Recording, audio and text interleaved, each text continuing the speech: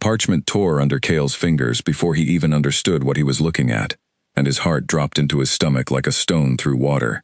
He had been sitting in the underground vault for hours, restoring water-damaged pages by candlelight, when his eyes caught something wrong on the birth ledger of the Ashworth pack. A name had been scraped away. Not faded, not smudged by time. Scraped, on purpose, with a blade or a tool sharp enough to leave a scar in the old paper. He pulled the candle closer, his hands trembling slightly, and traced the empty space where ink should have been.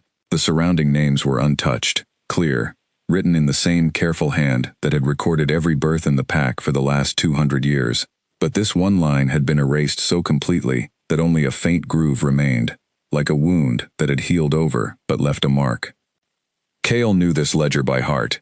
He had spent 3 years cataloging every page of it, memorizing every date, every bloodline, every mating bond that had ever been recorded within the Ashworth stronghold. He knew exactly whose name should have been written on that line, because he had grown up hearing it whispered in lullabies, had seen it written in his mother's own handwriting on the inside cover of the only book she left him. Elira. His mother's name should have been right there, on the line marking the year of her birth, nestled between two families, whose descendants still walked the halls of the stronghold above him. But there was nothing, just the scar and the parchment, and the silence of the vault pressing down on him. He told himself it could be a mistake. Old records were sometimes damaged by mice, by damp, by careless hands centuries ago. But the more he studied the page, turning it gently under the candlelight, the more certain he became that this had nothing to do with age or accident. The cut was too deliberate, too clean. Someone had wanted this name gone, and they had wanted it gone completely. His pulse quickened as a colder thought settled into his mind. If her name had been removed from the birth ledger, what about everywhere else?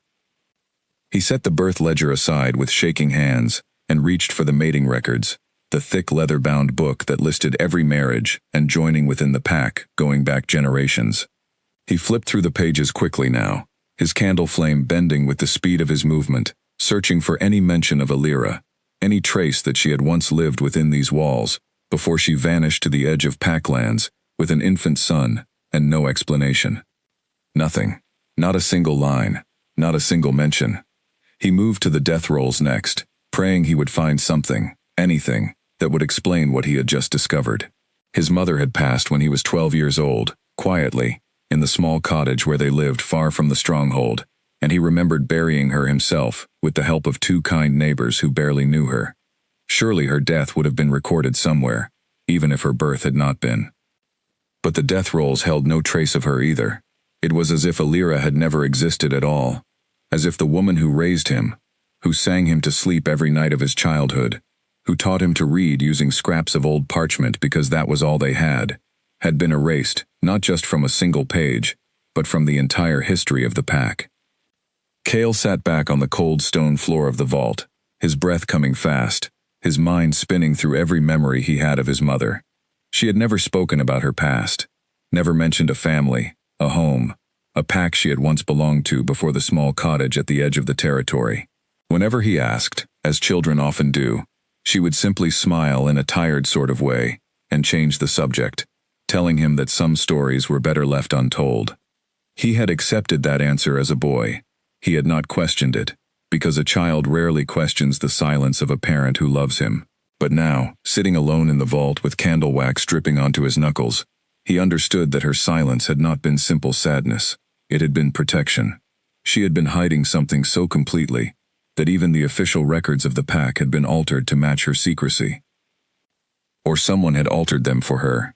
He needed answers, and the only place he could think to look further was the deeper section of the vault, where older and more sensitive records were kept under a separate lock. He had access to most of the vault as the pack's archivist, a position he had worked years to earn, cataloging and preserving the pack's memory with careful devotion. But that deeper section required special permission, and he had never had a reason to ask for it before tonight. He gathered the candle and made his way through the narrow stone corridor that connected the main archive room to the older section. His footsteps echoed against damp walls lined with shelves of ledgers, some so old the leather had cracked and split with age. He had always found comfort in this place, in the quiet weight of history surrounding him. But tonight the silence felt different. It felt like it was hiding something, watching him, waiting to see if he would find the rest of what had been buried. When he reached the heavy iron door that separated the two sections, his stomach turned into a knot. The door was already sealed shut with something he had never seen before. A shimmering line of pale light traced along its edges, faint but unmistakable, like a ward woven into the very metal. He reached out and touched it, more out of instinct than thought, and pulled his hand back sharply when a sting of heat shot through his palm. It was not fire, not exactly, but something close to it, a warning built into the door itself, telling him plainly that he was not meant to pass. He stood there for a long moment, staring at his own reflection in the dark iron, his breath fogging faintly in the cold underground air. Wards like this were not common. They were expensive, difficult, and reserved for things the pack considered dangerous or deeply important. He had never known this door to be sealed in all his years working in the vault. It had always simply been locked with an ordinary key, one that he himself carried on a ring at his belt. Someone had changed that. Recently, deliberately. He turned and made his way back through the corridor, his mind racing faster than his feet could carry him. Whoever had ordered this ward placed on the door had likely done so around the same time his mother's name had been scraped from the ledgers, which meant the erasure and the lock were connected. Someone was actively working to keep this history buried, and they were watching closely enough to notice if anyone tried to dig it back up. By the time he reached the surface entrance of the vault, the first gray light of dawn was creeping over the stronghold's high stone walls. Guards stood at their usual posts near the entrance, nodding at him with the familiar respect given to the pack's archivist. He approached one of them, a broad-shouldered man named Callan who had worked the vault's outer watch for as long as Cale could remember. "The inner door," Cale said, trying to keep his voice steady. "It's sealed with a ward. Do you know when that happened?" Callan's expression shifted, just slightly, a flicker of discomfort crossing his face, before he schooled it back into neutral politeness. "Word came down 2 nights ago," he said carefully. "Straight from the Alpha King himself. No one goes past that door until further notice." Cale felt the air leave his lungs. "The king ordered it?" "That's what I was told," Callan said, glancing around as though worried someone might overhear. "Didn't ask questions. You don't, when it comes from him." Cale thanked him and walked away, before his face could betray anything more, but his thoughts were roaring now, loud and insistent. Alpha King Draven Ashworth, ruler of the pack, the man whose bloodline stretched back centuries in the very ledgers Cale had spent his life protecting, had personally ordered that section sealed only 2 nights ago. Which meant, somehow, impossibly, the king already knew what Cale had only just discovered. He walked through the stronghold's early morning quiet, past kitchens just beginning to stir with the smell of bread, past young pack members jogging along the outer wall for training, and none of it felt real to him anymore. He had spent his whole life believing his mother was simply a quiet woman who had chosen a simple life away from pack politics. He had believed she left the stronghold, if she had ever even been part of it, for reasons that were sad but understandable, the kind of thing that happens sometimes between family and circumstance. He had never imagined that her very existence had been erased on purpose, sealed away behind a locked door, guarded by order of the king himself. As he reached the small chamber near the archive where he sometimes slept when his research ran late into the night, Cale sat down heavily on the edge of his cot and pulled the old locket from beneath his shirt, the one item his mother had left him besides a single worn book of fairy stories. He opened it slowly, revealing the tiny painted portrait inside, a young woman with soft brown eyes and a gentle, tired smile that he recognized instantly, even after all these years. "What were you hiding?" he whispered to the small painted face, his voice barely audible even to himself. "And why is the king hiding it too?" Outside his small window, the stronghold continued its ordinary morning routine, unaware that its quiet archivist had just uncovered a secret, buried so deeply that even history itself had been rewritten to keep it hidden. Cale closed the locket gently and pressed it against his chest, feeling for the first time in years a determination sharper than grief. Whatever had happened to his mother, whatever truth lay behind that sealed door, he would find it, even if it meant standing against the most powerful wolf in the entire pack. A soft knock came at his door before he could gather his thoughts any further. He quickly tucked the locket back beneath his shirt and called out for whoever it was to enter. The door creaked open to reveal Nora, a fellow record keeper who worked the daytime hours in the upper archive. her arms full of fresh scrolls she had likely just collected from the messenger post. "You look like you have not slept at all," she said, setting the scrolls down on his small desk and studying his face with open concern. Nora had worked beside him for 2 years now, and in that time, she had learned to read the subtle signs of his moods better than most. "I found something strange in the old ledgers," Cale admitted, deciding there was little point in hiding his exhaustion from someone who would notice it anyway. "A name missing where one should be, and when I went to check the deeper archive, the door was sealed." Nora's brow furrowed, and she lowered her voice, even though they were alone. "The inner vault? I heard whispers about that. Some of the guards were talking about a ward placed there by the king's own command. No one seems to know exactly why." "I do," Cale said quietly, before he could stop himself. "Or at least, I think I might be starting to understand." She studied him carefully, waiting for him to continue, but he found he could not bring himself to explain the rest. Not yet. Not until he understood it better himself. Speaking it aloud to someone else felt like it might make the whole strange discovery too real, too permanent, before he had a chance to prepare for whatever truth waited behind that door. "Whatever it is," Nora said gently, sensing his hesitation, and choosing not to push. "Be careful. The king does not seal doors without reason, and reasons like that are usually not simple ones." She left him with those words hanging in the quiet room, and Cale sat for a long while after she had gone, staring at the stack of fresh scrolls she had brought without truly seeing them. His mind kept circling back to the same unanswerable question. Why would the ruler of an entire pack, a man with centuries of history and countless matters of importance to attend to, personally order a door sealed over the erased name of a woman who had lived and died in quiet obscurity at the edge of the territory? Unless she had not always lived in obscurity. Unless there had been a time, long before the small cottage, and the fairy tale book, and the lullabies, sung in a voice trying too hard to sound peaceful, when his mother had walked these very halls, as someone the pack knew, someone whose name had mattered enough to require such careful, deliberate erasing. He thought of the way she used to go quiet sometimes, staring out the cottage window toward the distant silhouette of the stronghold's high towers, her expression unreadable, her hands twisting the fabric of her apron, without seeming to notice she was doing it. He had always assumed it was simple longing, the kind of quiet sadness that came from a hard life lived alone. Now he wondered if it had been something closer to grief, or fear, or both. By mid-morning, Cale forced himself to rise from the cot and splash cold water on his face from the basin near his door. He could not spend the day paralyzed by questions he had no way of answering while hiding in his small chamber. If the vault held no more answers for him today, then he would need to look elsewhere, and there was only one place left to start. He would need to speak with the king himself. The thought alone sent a nervous tightness through his chest. Cale rarely had cause to interact with Alpha King Draven directly. As archivist, his work kept him buried in old paper and forgotten records, far removed from the daily business of ruling a pack as large and influential as the Ashworth line. He had seen the king from a distance during formal gatherings, had heard his voice carry across assembly halls during important announcements, but a private audience was something entirely different, something reserved for matters of true significance. This, he told himself, straightening his shoulders as he prepared to leave his chamber, was significant enough.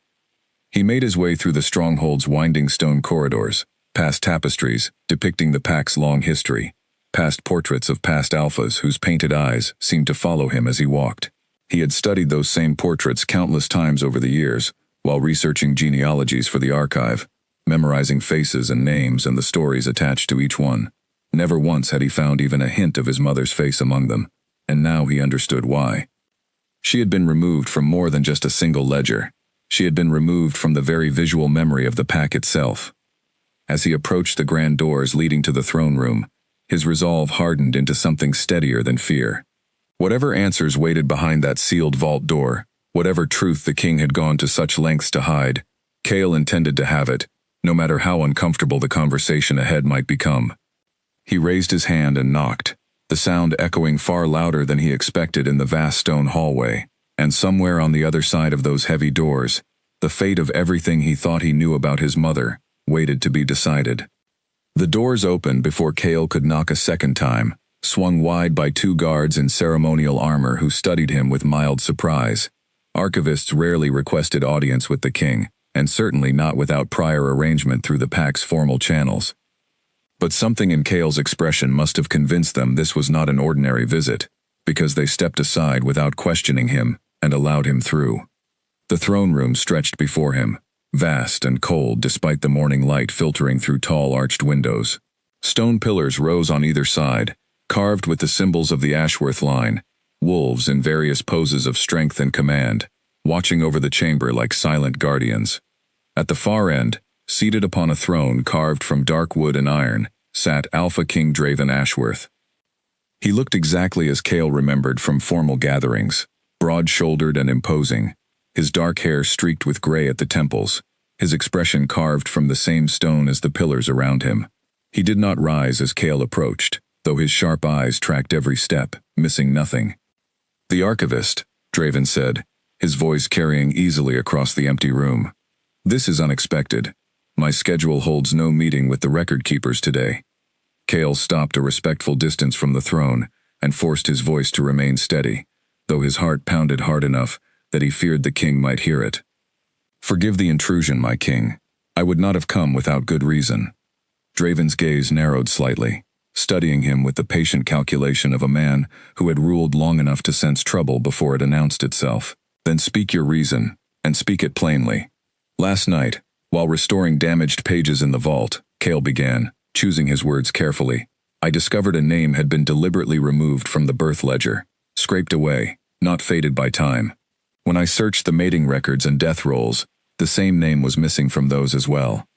Something flickered across Draven's face, so brief that Cale might have imagined it if he had not been watching so closely.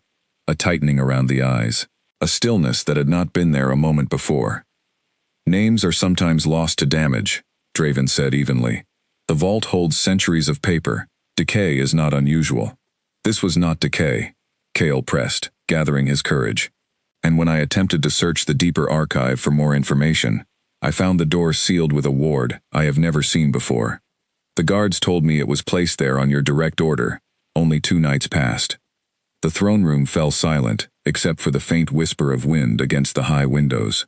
Draven's jaw tightened, and for a moment, Cale thought he saw something almost like fear pass behind the king's dark eyes, though it vanished as quickly as it appeared, replaced by the same unreadable composure he had worn since Cale entered the room. "The inner archive holds sensitive matters concerning pack security," Draven said finally, his tone measured, careful. "Its sealing is not something I owe explanation for to any single member of this pack, archivist or otherwise." "The missing name," Cale said, his voice quieter now but no less firm, "was my mother's." The words hung in the air between them, heavier than anything spoken before. Draven's expression did not change, not outwardly, but Cale noticed the king's hands, resting on the arms of his throne, curl slightly tighter around the carved wood. "Your mother," Draven repeated slowly, as though tasting the words, testing them for danger. "Elira," Cale said. "I do not know if that name means anything to you, my king, but it means everything to me. She raised me alone at the edge of the territory, and she died when I was 12 years old, without ever once speaking of her past, her family, or why we lived so far from the stronghold she must have once called home. I always assumed there was simply a private sorrow behind her silence. I never imagined the pack itself had erased her from its own history."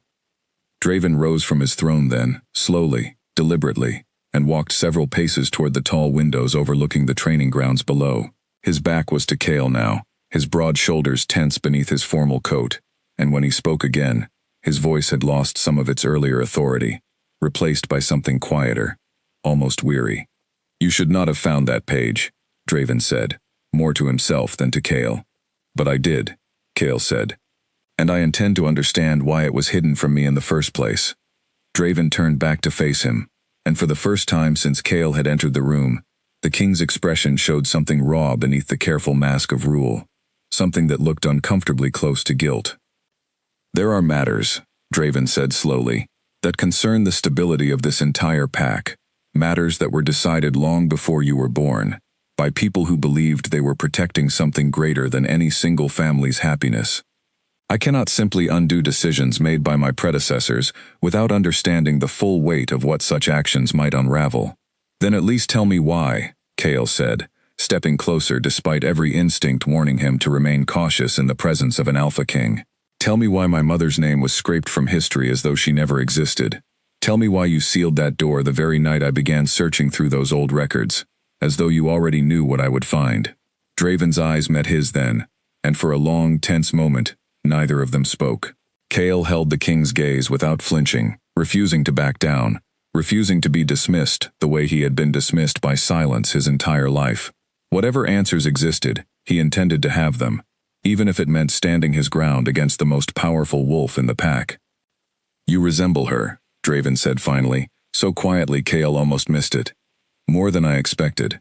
I did not realize until this very moment, seeing you standing here, asking these questions with the same stubborn fire I remember. Kale's breath caught in his throat. You knew her. Draven did not answer immediately. Instead, he turned back toward the window, his gaze fixed on something far beyond the training grounds. Somewhere in memory, Kale could not follow. This conversation, Draven said at last, cannot continue here. Not in this room. Not with guards positioned outside these doors listening to every word that might slip through the cracks of formal composure. Then where? Kale asked, refusing to let the moment slip away now that he had finally cracked through the king's careful control. Return to the vault at sundown, Draven said, still not turning to face him. Alone, I will meet you there, and I will decide then how much of the truth you are prepared to carry. Kale wanted to press further, wanted answers immediately rather than hours from now, but something in the king's tone told him this was the only concession he would receive today. He bowed stiffly, more out of habit than genuine deference, and turned to leave the throne room, his mind spinning faster than his feet could carry him toward the door. Behind him, he heard Draven exhale, a long, heavy breath that sounded far more like exhaustion than relief, the sound of a man who had spent years avoiding a conversation he now had no choice but to finally have. As Kale stepped back out into the stone corridor, the weight of what had just happened settled over him like a physical thing. The king had not denied knowing his mother, had not denied that her erasure was deliberate, had, in fact, all but confirmed that the truth Kale sought was far more complicated and far more personal than a simple clerical mistake buried in old paperwork. He walked back through the winding halls of the stronghold in a daze, barely noticing the pack members going about their ordinary business around him, training in the yards, carrying supplies between storehouses, laughing together over some shared joke that felt impossibly distant from the storm building inside Kale's chest. By the time he reached his small chamber near the archive, the sun had climbed higher into the sky, and he realized he had hours yet to wait before sundown would arrive. Hours to sit with the knowledge that his entire understanding of his mother's life was about to change. Hours to wonder what truth could possibly be significant enough to warrant such deliberate erasure from every corner of pack history. He pulled the locket from beneath his shirt once more, staring down at the small painted portrait of his mother's gentle face, her soft brown eyes seeming to look back at him with a patience she had always carried, even through hardship. "What did you carry with you?" he whispered. "That was heavy enough to erase your entire existence?" The locket offered no answers, only the same quiet, painted smile it always had. But somewhere within the stronghold, the king who ruled over them all was preparing to finally speak the truth Kale had spent his whole life unknowingly searching for, and as the sun began its slow descent toward evening, Kale found himself counting every passing minute with a mixture of dread and desperate hope. Whatever waited for him in the vault at sundown, he knew his life would never be quite the same after hearing it. The hours crawled by with unbearable slowness. Kale tried to distract himself with his ordinary duties, sorting through a stack of trade agreements that needed cataloging, but his eyes kept drifting toward the window, watching the sun's slow crawl across the sky, as though staring hard enough might hurry it along. Every time he closed his eyes, he saw his mother's face, and every time he opened them, he saw the throne room, the king's guarded expression, the flicker of recognition that had passed across Draven's features when Alira's name left Kale's lips. Unable to sit still any longer, he decided to walk the grounds near the vault entrance, hoping the fresh air might settle his restless nerves. It was there, pacing near the outer stone steps, that he encountered a tall, lean man he did not immediately recognize, dressed in the deep gray coat that marked him as a member of the king's inner council. You are the Archivist, the man said, stopping in front of Kale with an expression that was polite but carefully measured. Soren. I serve as Beta to the king. Kale straightened, recognizing the name now from conversations overheard in the archive halls.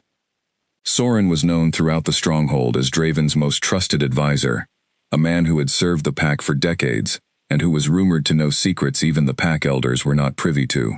I did not expect to be recognized, Kale said carefully, unsure how much this man might already know about the morning's conversation in the throne room. Soren's gaze sharpened slightly, studying Kale with an intensity that made him distinctly uncomfortable. News travels quickly within these walls, especially when it concerns matters the king has kept quiet for many years. Kale's heart quickened. Then you know what I discovered in the vault. I know enough, Soren said, lowering his voice and glancing briefly over his shoulder, as though checking for unwanted listeners. And I would advise you, Archivist, to consider carefully whether you truly wish to continue pulling at this particular thread. Some truths, once uncovered, cannot be folded back into silence. My mother's entire existence was erased from pack history, Kale said, his frustration finally breaking through the careful composure he had maintained since morning. I have every right to understand why. Soren studied him for a long moment, something like sympathy passing briefly across his otherwise guarded expression. Rights and consequences are rarely the same thing, he said quietly.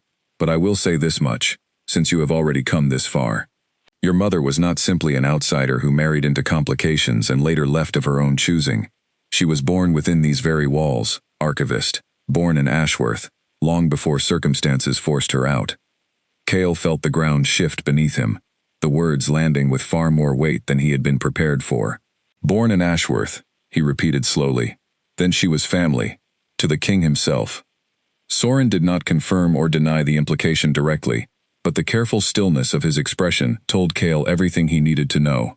The king will speak with you tonight, Soren said instead, stepping back as though he had already said more than he intended. Listen carefully to what he tells you, and understand that some of what happened was not born from cruelty, but from decisions made under circumstances none of us could control at the time. Before Kale could ask anything further, Soren turned and walked briskly back toward the main stronghold building, his gray coat disappearing around the corner, before Kale could gather his scattered thoughts enough to call after him. He stood alone near the vault steps for a long while afterward, the late afternoon sun casting long shadows across the stone courtyard, his mind racing through the implications of what Soren had just revealed. If his mother had been born in Ashworth, that meant she was tied directly to the royal bloodline that had ruled this pack for generations. It meant the king's earlier reaction, the flicker of recognition, the guilt hidden beneath his composed exterior, made far more sense than Kale had initially understood.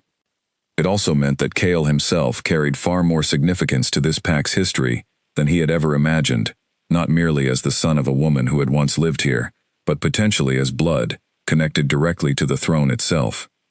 The thought was almost too large to fully comprehend, and Kale found himself pacing the courtyard as the sun continued its slow descent, counting down the remaining hours until sundown, with a mixture of anticipation and creeping unease. Whatever truth waited for him in the vault tonight, he now understood it would reshape not only his understanding of his mother's past, but potentially his own place within the very pack he had served quietly for years, without ever suspecting the depth of his own hidden connection to it. As the sky began to shift toward the deep orange hues of evening, Kale made his way back toward the vault entrance, his heart pounding with a mixture of fear and determination. The king had promised answers, and Kale intended to receive every single one of them, no matter how difficult they might prove to hear. The vault felt different at night, colder somehow, the shadows stretching longer between the towering shelves of ancient ledgers, as Kale waited near the sealed iron door, with a single lantern held tight in his hand. He had arrived early, unable to sit still in his chamber a moment longer, and now he stood counting the minutes until the sky outside would finally darken enough to mark true sundown. Footsteps echoed against the stone corridor behind him, slow and deliberate, and Kale turned to see Alpha King Draven approaching alone, without guards, without the formal coat he wore during official audiences. He looked older somehow in the lantern light, the weight of whatever he carried pressing visibly on his shoulders. "You came early," Draven said, stopping a few paces away. "I could not wait any longer," Kale admitted honestly. "Not after what your beta told me this afternoon." Something flickered across Draven's face, a mixture of surprise and resignation. Soren should not have spoken without my permission. Perhaps not, Kale said, but I am glad he did, because otherwise, I might still be standing here believing my mother was simply an outsider who chose to leave this pack behind, rather than someone forced out of it. Draven exhaled slowly, running a hand through his graying hair, and reached into his coat to withdraw a small brass key, unlike any Kale had seen before, etched with symbols that seemed to shimmer faintly, even in the dim lantern light. He approached the sealed door and pressed the key against the shimmering ward, murmuring words too quiet for Kale to catch, and the pale light along the door's edges dimmed and finally disappeared entirely. The heavy iron door swung open with a low groan, revealing a narrow chamber beyond that Kale had never once been permitted to enter in all his years working within these walls. Shelves lined the space, holding boxes and bound folders, far older and more delicate than anything kept in the main archive. "Come," Draven said quietly, stepping through the doorway. "What I have to tell you is easier shown than spoken." Kale followed close behind, his lantern casting flickering shadows across walls lined with forgotten history. Draven led him toward a small wooden desk near the back of the chamber, where a single locked box sat waiting, its surface layered thick with years of undisturbed dust. "Before I show you what is inside," Draven said, turning to face him fully, "you should understand something about the woman I am about to describe to you. She was not simply another name in our family's long history. She was my sister." Kale's breath caught sharply in his throat. Somehow, even after everything Soren had hinted at earlier that day, hearing the words spoken directly by the king himself struck him with far greater force than he expected. "Your sister," Kale repeated slowly, testing the shape of the words, feeling the entire foundation of his understanding shift beneath him. "Then that would make us family," Draven finished quietly. "Blood, in every sense that matters to this pack's laws and traditions." Kale sank slightly against the edge of a nearby shelf, steadying himself with one hand, as the weight of the revelation settled fully into his chest. He had come here searching for answers about his mother's disappearance from history, never once imagining the truth would place him directly within the royal bloodline he had spent years documenting, from a careful, respectful distance. "Why?" Kale managed finally, his voice barely above a whisper. "Would anyone erase the existence of a king's own sister?" Draven's expression darkened, old grief surfacing behind eyes that had clearly carried this secret far too long. "Our father ruled this pack before me," he said slowly. "A hard man, deeply concerned with preserving what he believed was the purity and stability of our bloodline. Elira fell in love with someone our father considered unsuitable, someone from beyond the boundaries of proper pack tradition, and when he discovered the relationship, his anger knew no limits." Kale thought immediately of the fairy tale book, The Quiet Cottage, the way his mother had always avoided speaking of his father, beyond vague, gentle descriptions of a kind man who had passed away before Kale was old enough to remember him clearly. "My father," Draven continued, his voice growing rougher with the effort of finally speaking words he had clearly buried for years, gave an order that no one within this pack was permitted to question at the time. Elira was to be exiled beyond our territory's borders, stripped entirely of her rank and her place within our family. And to ensure the matter caused no lasting scandal or division among the pack elders, he ordered every official record of her existence erased. "But why erase her completely?" Kale pressed, unable to fully comprehend such a level of deliberate cruelty. Exile alone would have been punishment enough. Why remove her from history entirely, as though she had never been born? Draven's jaw tightened, and for a long moment, he said nothing at all, staring instead at the small locked box resting on the desk between them, as though the answer itself pained him too deeply to speak aloud. "Because," he said finally, his voice dropping lower still, "our father did not simply want her gone from the pack's records. He wanted her gone from her own memory as well." The words landed like a physical blow, and Kale felt his stomach twist violently. "What do you mean?" Before Draven could answer, the sound of hurried footsteps echoed suddenly from the corridor beyond the vault door, followed by a sharp, urgent voice calling out for the king's immediate attention. Draven's expression shifted instantly from grief to alarm, his posture straightening with the practiced readiness of a ruler, accustomed to sudden crisis. "Stay here," he told Kale firmly, moving quickly toward the door. "Do not touch anything in this chamber until I return." He disappeared into the corridor before Cale could protest, leaving him alone amid the shelves of forgotten history, his mind still reeling from the partial truth he had just been given. He stood frozen for a long moment, staring at the small locked box on the desk, aching to open it despite the king's clear instruction, before forcing himself to step back and wait. Whatever emergency had interrupted them, it had arrived at the worst possible moment, snatching away the answer Cale desperately needed, just as it had finally begun to surface. He paced the narrow chamber restlessly, his thoughts circling back again and again to Draven's unfinished sentence, to the horrifying implication buried within those final words. Wanted her gone from her own memory as well. What could that possibly mean, except something far darker than simple exile? Some kind of ritual, perhaps, something ancient and forbidden that could strip away a person's very sense of who they were. He thought of his mother's tired eyes staring out the cottage window toward the distant stronghold, her expression unreadable, her silence about her past absolute even with her own son. Had she even remembered, in those final years, exactly what had been taken from her? Minutes passed, then more, and still Draven did not return. Cale's nerves stretched tighter with every passing second, his imagination conjuring increasingly troubling possibilities about what emergency could have called the king away so abruptly, and whether it had anything to do with the very conversation they had just been having.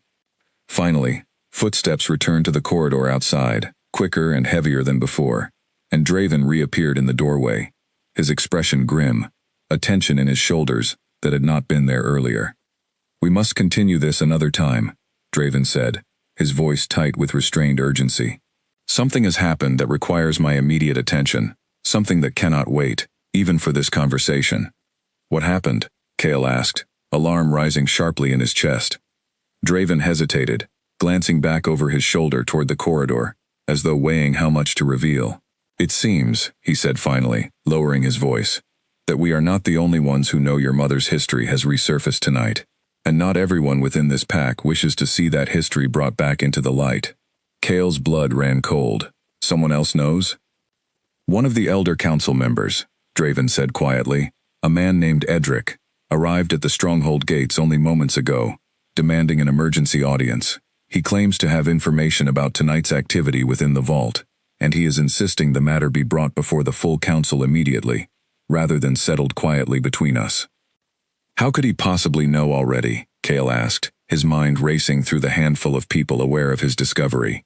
Nora, perhaps, though he could not imagine her betraying his trust so quickly. Soren, more likely, though something in the beta's manner earlier had felt sincere, almost protective rather than threatening. "Word travels swiftly within these walls when it concerns matters this pack has spent decades trying to keep buried," Draven said grimly. "Edric served under my father's rule. He was among the small circle who knew the full truth of what happened to your mother, and he has spent years since ensuring that truth remained exactly where my father left it." "Then he is the reason the door was sealed," Cale said, understanding dawning slowly. "Not simply your own order alone. He pressured you into it." Draven's silence confirmed the answer, more clearly than words could have. "Edric holds significant influence among the older pack families," he admitted finally. "When I learned 2 nights ago that damaged pages in the vault were being restored, and that an archivist working through that section might eventually stumble upon what remained hidden there, I feared exactly this outcome. I sealed the door hoping to buy time, to prepare properly for a conversation I always knew would eventually become necessary. I did not act quickly enough." Cale felt a fresh surge of frustration rise within him, directed not at Draven exactly, but at the entire tangled web of secrecy that had shaped his life, without his knowledge or consent. "So what happens now?" "Now," Draven said, closing the small locked box and tucking it carefully beneath his arm, before Cale could object, "I must go speak with Edric before he manages to convince other members of the council that this matter requires more drastic handling than either of us would wish." "What kind of drastic handling?" Cale asked, alarm sharpening in his voice. Draven's expression grew heavier still. "There are those among the older families who still believe my father's original decision was correct, that certain bloodlines and unions threaten the stability of pack tradition. If Edric convinces enough of them that your existence and your discovery tonight pose a genuine risk to that stability, He may push for measures far less gentle than a locked vault door.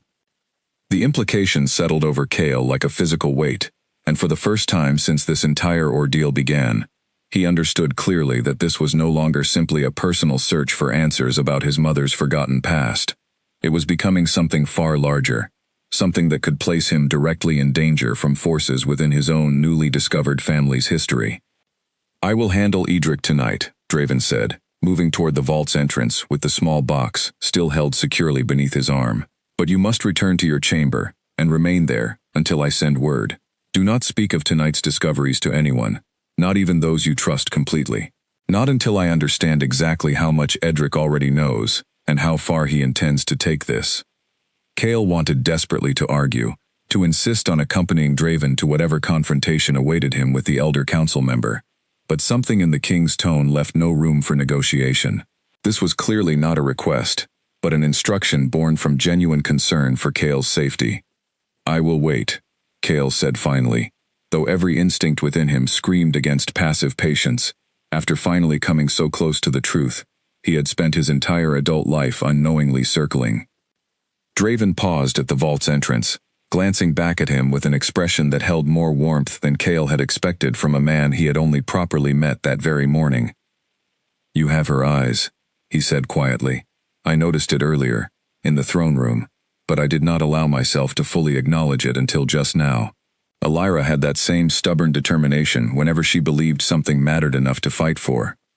Before Cale could respond, Draven turned and disappeared into the darkened corridor beyond the vault, his footsteps fading quickly into silence, leaving Cale alone once more, amid the shelves of ancient, forgotten history. He extinguished his lantern slowly, his mind still spinning with everything he had learned, and everything that remained frustratingly unfinished, and made his way back toward his small chamber exactly as instructed. But as he walked through the darkened stronghold, past sleeping quarters and quiet training yards bathed in pale moonlight, Cale could not shake the growing certainty that whatever happened next, whatever conversation unfolded between Draven and the elder council member named Edric, would determine far more than simply how much of his mother's history he would finally be allowed to reclaim. It would determine whether he remained safe within these walls at all. Cale did not go directly back to his chamber. He told himself he only meant to check on the archive's outer door, to make certain nothing had been disturbed during the earlier commotion, but his feet carried him instead toward the stronghold's private meeting hall, the same chamber the king used for matters too sensitive for the open council room. He knew he had been instructed to wait, to stay clear of whatever confrontation was unfolding between Draven and the elder named Edric, but the thought of sitting quietly in his chamber, while his own fate was being decided by strangers, proved impossible to bear. He crept along the shadowed edge of the corridor until he reached a narrow alcove near the meeting hall's side entrance, close enough to hear muffled voices through the heavy wooden door. "You cannot simply pretend this changes nothing," came a voice Cale did not recognize, rough and aged, carrying the weight of long-held authority. This, he assumed, was Edric. "The boy has already uncovered the birth ledger. How long before he uncovers the rest?" "The boy has a name," Draven's voice replied, sharp with restrained anger. "Cale. And he is my nephew, whether you wish to acknowledge that truth or not." "Your father made his decision for good reason," Edric said, his tone hardening further. "Elira's union threatened everything our family had built. If word spreads that her son now walks freely within these walls, questioning the very history your father worked so carefully to bury, it will reopen wounds this pack has spent decades healing." "Wounds," Draven repeated, his voice dropping to something colder, more dangerous. "Is that truly what you call it, Edric? My sister was stripped of her name, her rank, and her memory, and cast out to live in poverty, for a crime no greater than loving someone outside your narrow definition of acceptable bloodlines. Those are not wounds requiring protection. They are cruelties requiring correction." A tense silence followed, and Cale pressed himself closer to the door, straining to catch every word. "Careful, my king," Edric said finally, his voice quieter now but no less threatening. "Sentiment is a dangerous indulgence for a ruler. The council remembers your father's reasoning, even if you have chosen to forget it. Restore that boy's place within this family. Acknowledge him publicly, as you seem to be considering, and you risk far more than uncomfortable questions." You risk the very stability this pact depends upon. Stability, Draven said, his voice rising now with barely contained frustration. Built upon lies and erased history is no stability at all. It is simply a cage, dressed up as order. Call it what you wish, Edric replied coldly. But know this. If you insist on pursuing this path, restoring Alira's name, acknowledging her son as blood, I will not stand alone in opposing you. There are others among the elder families who share my concerns, who remember exactly why your father made the choice he did, and who will not allow decades of careful tradition to unravel because of one archivist's curiosity. Cale's stomach twisted painfully at the implication. He was no longer simply a curious bystander in this unfolding conflict.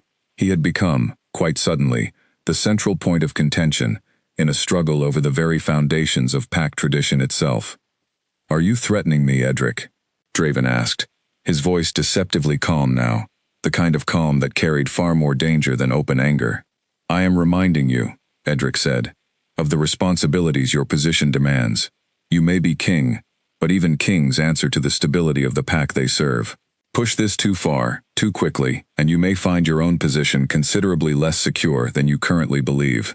The silence that followed stretched long and heavy, and Cale held his breath, waiting to hear how Draven would respond to such a direct challenge to his authority.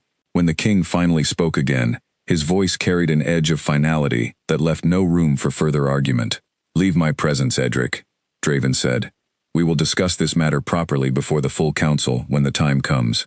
But until then, you will make no move against the boy, nor against anyone connected to this matter.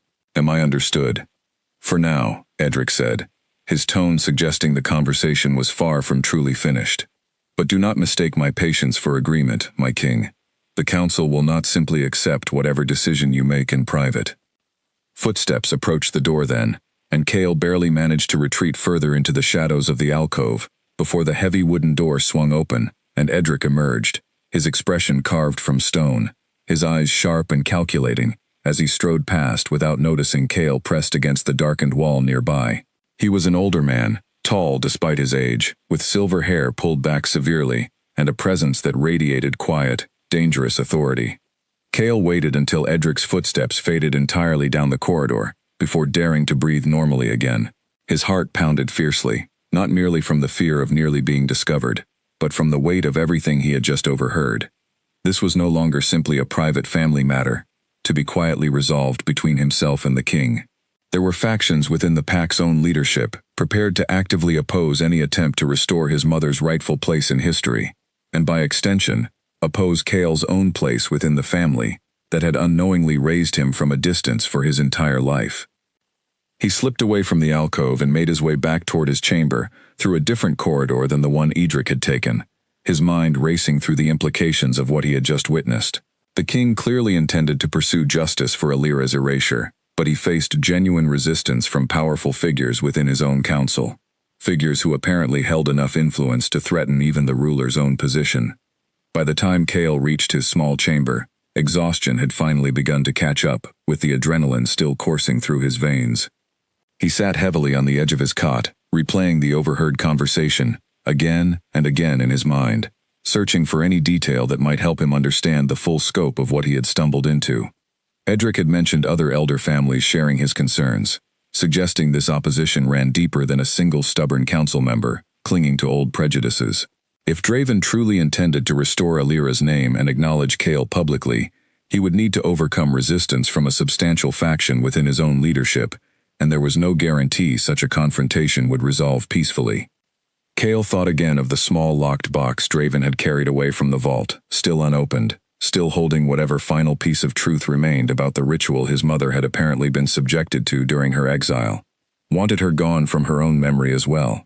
The words echoed in his mind with growing dread, and he found himself desperately hoping the king would return soon with the rest of the explanation, before Edric and his allies found some way to prevent that truth from ever fully surfacing. Sleep proved impossible despite his exhaustion. Cale lay awake long into the night, staring at the shadowed ceiling of his small chamber, turning over every fragment of information he had gathered since the previous evening's discovery in the vault. His mother's erased name, the sealed door, Soren's careful warning, Draven's grief-filled confession, Edric's cold threats. Somewhere within all these scattered pieces lay a truth still waiting to be fully revealed, a truth apparently significant enough that powerful figures within the pack were prepared to fight against its exposure. Cale had come seeking, only to understand why his mother's name had vanished from history. He was beginning to suspect the answer involved far more than a single family's private tragedy. It involved the very foundations upon which this pack's leadership had built its claim to stability and order. Foundations that Cale's simple act of restoring damaged pages in an old ledger had now begun to genuinely threaten.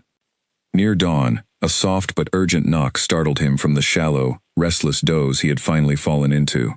He rose quickly, pulling open his chamber door, to find Nora standing there, her expression tight with concern, a folded note clutched in her hand. "Someone was seen near your chamber last night," she said without preamble, stepping inside and closing the door quietly behind her. "One of the night guards mentioned it to me this morning. Thought it strange enough to bring up. A man matching Councilman Edric's description, walking this corridor well past midnight, though he claims he was simply making rounds to check on old storage rooms nearby." Cale's blood ran cold at the confirmation of exactly what he had feared. "He knows I overheard something," Cale said quietly, more to himself than to Nora. "Or at least suspects I might have." "Overheard what?" Nora asked, her brow furrowing with worry. Cale hesitated, remembering Draven's instruction to remain silent about the previous night's events. But the growing danger surrounding this entire situation made secrecy feel increasingly foolish, especially with someone he trusted standing directly in front of him.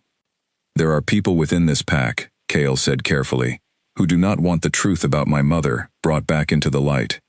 Powerful people, with influence enough to challenge even the king himself." Nora's expression shifted from concern to genuine alarm. "Then you need to be careful, Cale. More careful than you have been." "I know," he admitted. She handed him the folded note then, explaining that a young stronghold messenger had delivered it only moments earlier, with instructions that it reach him immediately and privately. Cale unfolded the paper with unsteady hands, recognizing the king's own handwriting, formal and precise, requesting his presence within the hour, at a location Cale did not immediately recognize, a section of the stronghold grounds he had never once had reason to visit during his years working in the archive. "The Exile Records Building."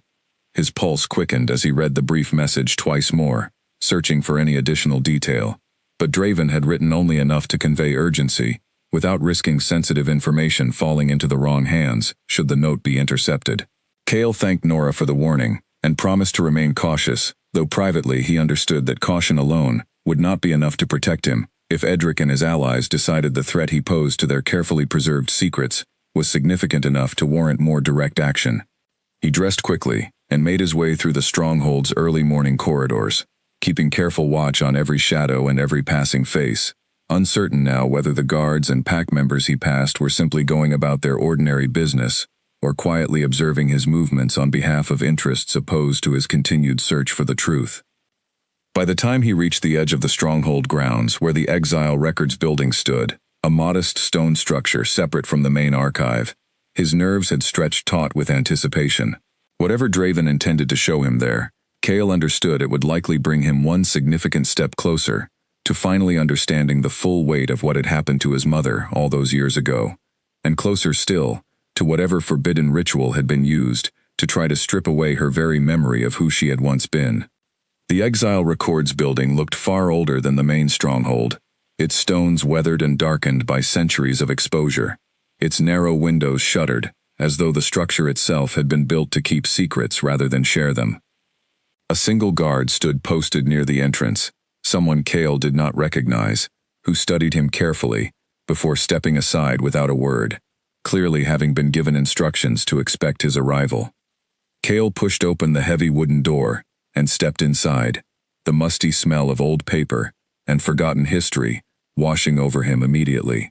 Rows of shelves stretched into the dim interior, each one holding boxes and folders marked with faded labels, records of every pack member ever exiled or disowned throughout the Ashworth line's long history. Somewhere within this building, he understood, lay the specific record of exactly what had happened to his mother, and Cale intended to find it himself, whether Draven had arrived yet or not. His footsteps echoed softly against the stone floor, as he moved deeper into the building, scanning shelf after shelf for anything that might lead him closer to the truth, his heart pounding, with a mixture of dread and fierce determination to finally understand everything that had been hidden from him for far too long. The shelf nearest the back wall held boxes marked with dates stretching back nearly 30 years, close enough to Cale's own age that his hands trembled slightly as he reached for the first one.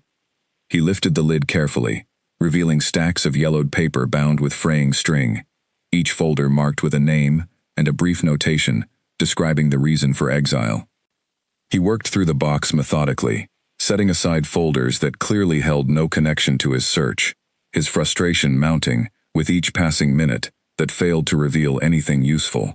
Just as he began to consider moving to the next box entirely, his fingers brushed against a folder near the very bottom, thinner than the others, its edges torn, as though someone had once tried to remove it entirely before apparently reconsidering.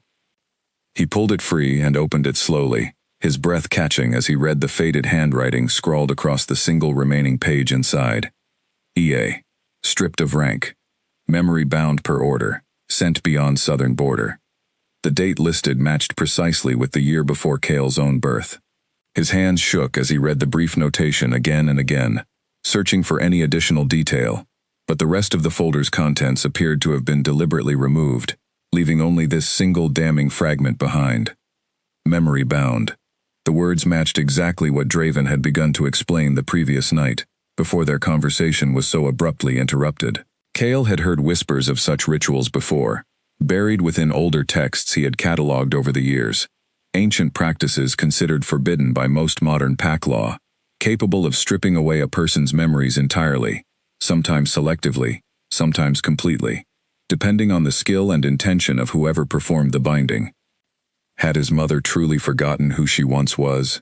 Had the woman who raised him, who sang him lullabies and taught him to read from scraps of old parchment, lived her entire remaining life without any memory of the family she had been torn away from, the brother who now ruled as king, the very bloodline that ran through her own veins? The thought filled him with a grief so sharp it nearly stole his breath entirely. He thought of her quiet moments, staring toward the distant stronghold, her expression unreadable, and wondered now whether that silence had come not from choosing to withhold her past, but from genuinely no longer possessing access to it at all. Footsteps approached from the building's entrance, and Cale quickly gathered himself, turning to see Draven stepping through the doorway, his expression grim, clearly having anticipated exactly where Cale's search would eventually lead him. "I told you to wait for my message," Draven said, though there was little real reprimand in his tone, more resignation than anger. "I could not simply sit idle," Cale admitted, holding up the torn folder. "I found this. Memory bound, it says. Is this what you meant last night, before we were interrupted?" Draven's expression darkened further as he crossed the room and took the folder gently from Cale's hands, studying the brief notation with an expression of old, familiar pain. "Yes," he said quietly, "this is exactly what I meant." "Then it's true," Cale said, his voice unsteady. "She truly forgot everything. Her family, her home, all of it." "Not entirely," Draven said, setting the folder down carefully on a nearby shelf. "The binding ritual, when performed properly, is meant to strip away specific memories, rather than a person's entire identity. My father's intention was for Alira to forget her connection to this pack, to us, to everything that might have drawn her back, or caused her to speak of what happened. But such rituals are imprecise, imperfect. Fragments often remain, buried beneath the surface, surfacing sometimes as unexplained sadness, unexplained longing, without the person fully understanding why."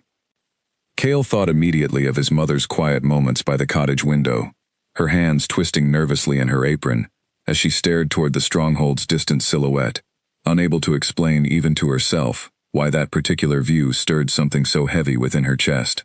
"She felt it," Cale whispered. Even without remembering exactly what she had lost, she felt the absence of it.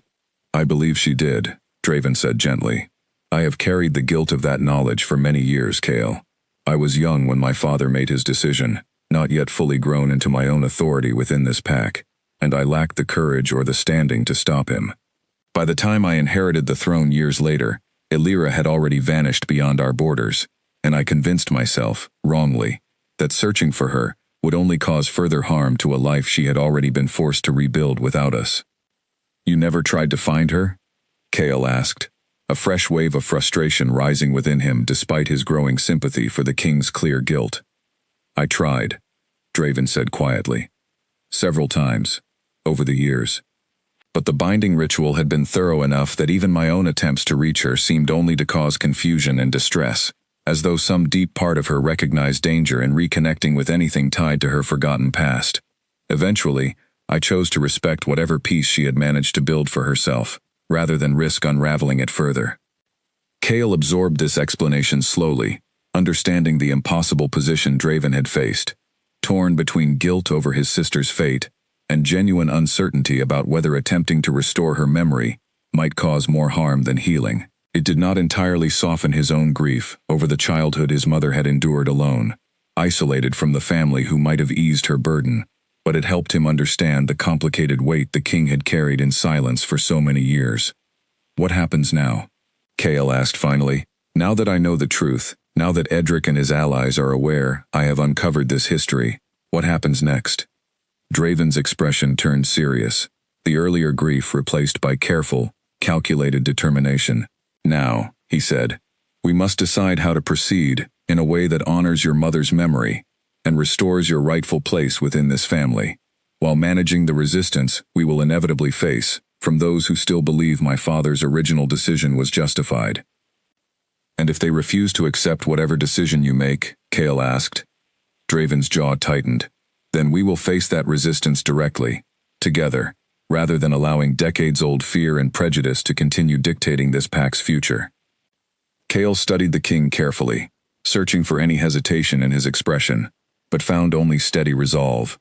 Whatever challenges lay ahead, it seemed Draven had finally decided, after years of guilt-filled silence, to actively fight for the truth, rather than continue protecting it through careful avoidance. There is one more thing you should see, Draven said, reaching into his coat and withdrawing the small locked box he had carried away from the vault the previous night. He set it down on the same shelf as the torn exile folder and produced a small key, unlocking it carefully to reveal its contents. Inside lay a collection of letters, their edges worn soft with age, tied together with a faded ribbon, along with a single folded document bearing an official seal that had never been broken. What are these? Kale asked, his curiosity mixing with fresh apprehension. Letters your mother wrote, Draven said quietly, in the months before her memory was bound, addressed to a child she had not yet given birth to. She must have suspected what our father intended, and wrote these hoping somehow they might eventually reach you, though they never did. I found them years ago among my father's private belongings after his death, and I have kept them safe ever since, uncertain whether revealing them would bring you comfort or simply deepen old wounds. Kale reached for the bundle of letters with trembling hands, overwhelmed by the realization that his mother, even facing the terrifying prospect of losing her own memories, had thought first of the child she had not yet met, had tried desperately to leave behind some piece of herself, for him to find one day. And this? He asked, gesturing toward the folded document with the unbroken seal. Draven's expression grew heavier still. That, he said quietly, is a decree I drafted myself, years ago, restoring Alira's name and rank within this pack, and formally acknowledging any children she may have had as legitimate members of the Ashworth bloodline.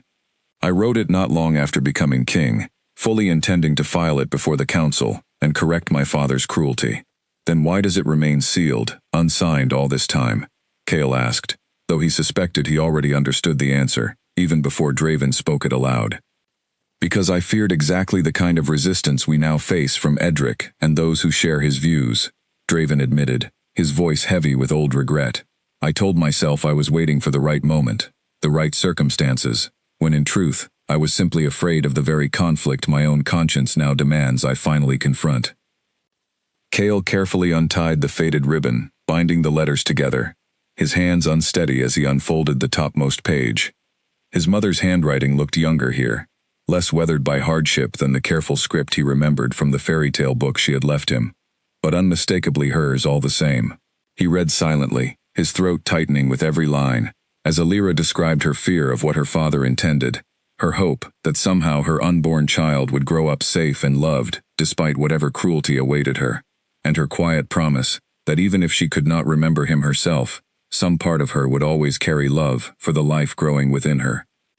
He set the letter down gently, unable to continue reading further without his composure fully breaking, and pressed a hand against his chest, where the small locket still rested beneath his shirt. She knew, Cale whispered. Before it even happened, she knew what she stood to lose. She did, Draven confirmed quietly. And still she chose to leave these letters behind, hoping against reason that somehow, someday, they might find their way to you.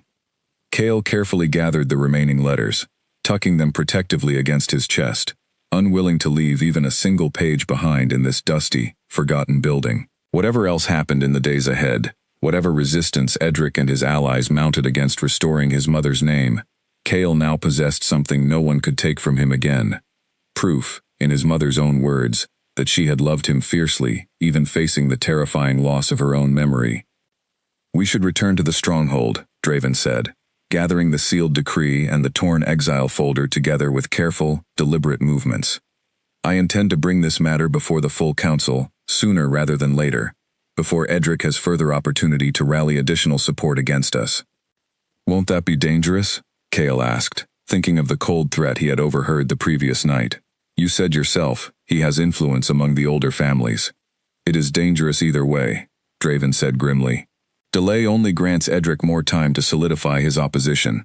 If we act decisively, presenting the truth clearly and unapologetically, before the council has time to fracture further along old prejudices, we stand a better chance of securing enough support to see this decree finally signed and honored." Before Cale could respond, hurried footsteps sounded from the entrance once more, and the guard who had been posted outside appeared in the doorway, his expression tense with urgency.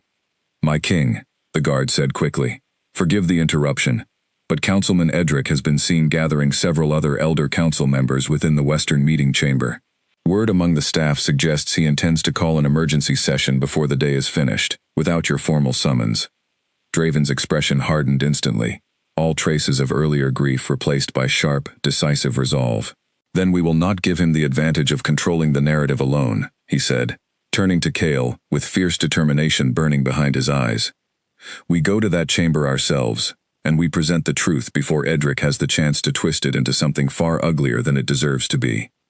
Cale's heart pounded with a mixture of fear and fierce resolve as he tucked his mother's letters securely inside his coat, following Draven quickly out of the Exile Records building and back toward the heart of the stronghold, where whatever confrontation awaited them would likely determine far more than simply his own place within the Pack's history.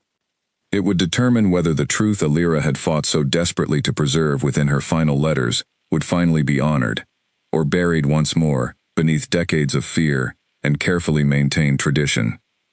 The western meeting chamber buzzed with tense, hushed conversation as Draven pushed through its heavy doors, Cale following close behind him, still clutching the bundle of letters against his chest beneath his coat. A dozen elder council members sat gathered around the long stone table, their expressions ranging from mild confusion to outright alarm as they registered the king's unexpected arrival. At the head of the group, Edric rose slowly from his seat, his composed expression flickering with surprise, before settling back into careful control. "My king," Edric said smoothly, "this session was not yet formally called. I intended to summon you properly once the council had gathered sufficient support to move against a matter you have no legal authority to decide alone."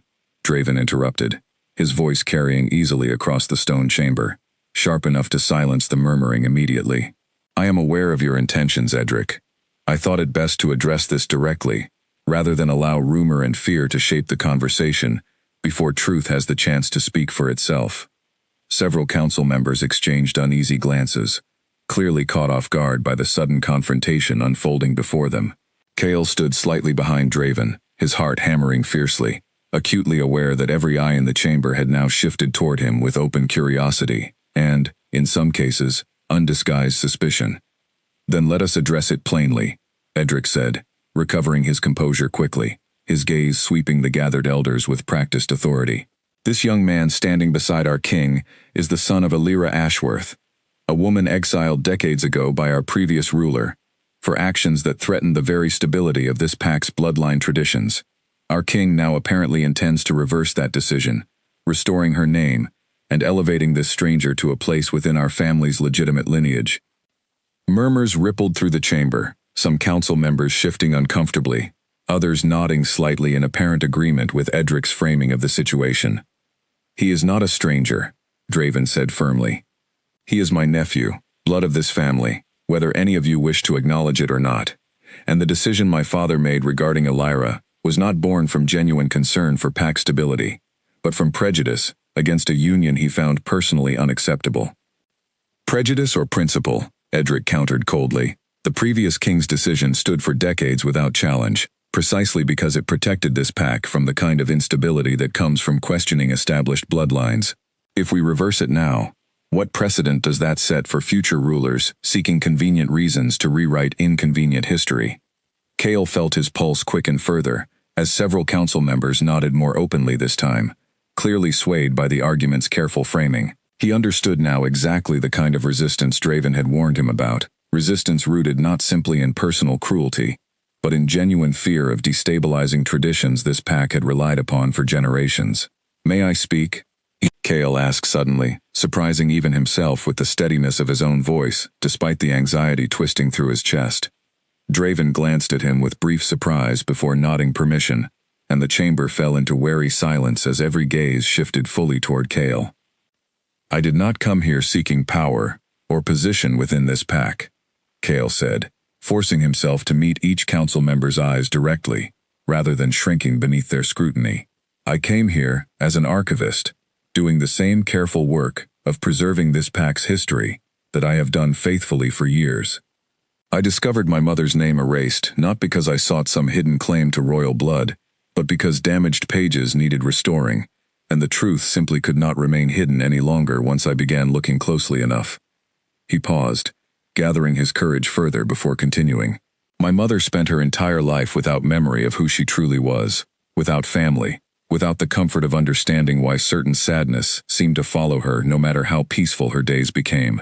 She raised me alone, with kindness and love despite everything taken from her, and she died never knowing the truth of her own erased history. I am not asking this council to grant me privilege I have not earned. I am asking simply that her name, her existence, be honestly restored to the history she was cruelly stripped from." Silence followed his words, heavier now, several council members exchanging thoughtful glances rather than the earlier uneasy murmurs. Even Edric's expression flickered slightly, though he quickly masked whatever brief doubt had passed behind his eyes. "A moving speech," Edric said finally, his tone still carrying careful skepticism, "but sentiment alone cannot undo decades of established tradition. What assurance do we have that restoring this bloodline connection will not create further complications regarding succession, regarding claims to authority within this pack's leadership structure?" "None of that is being requested," Draven said firmly. "I am not proposing Cale's elevation to any position of formal succession. I am proposing simply that the truth be honestly recorded, that Elira's name be restored to our history, and that her son be acknowledged as legitimate family, rather than continuing to exist as an erased footnote to a decision my father made out of prejudice rather than genuine necessity." Edric studied Draven carefully for a long moment, clearly weighing his next words with considerable care. "Even setting aside questions of succession," he said finally, "there remains the matter of precedent. Reverse one decision made by a previous ruler, and you invite challenges to countless other decisions made throughout this pack's long history. Where does such reversal end, once begun?" "It ends," Draven said, his voice hardening with renewed conviction, "wherever cruelty was mistaken for necessity, and truth was sacrificed for convenient stability. I do not intend to unravel every decision my father or his predecessors made. I intend simply to correct this one, because it was wrong, and because I have carried the guilt of my own silence regarding it for far too many years already."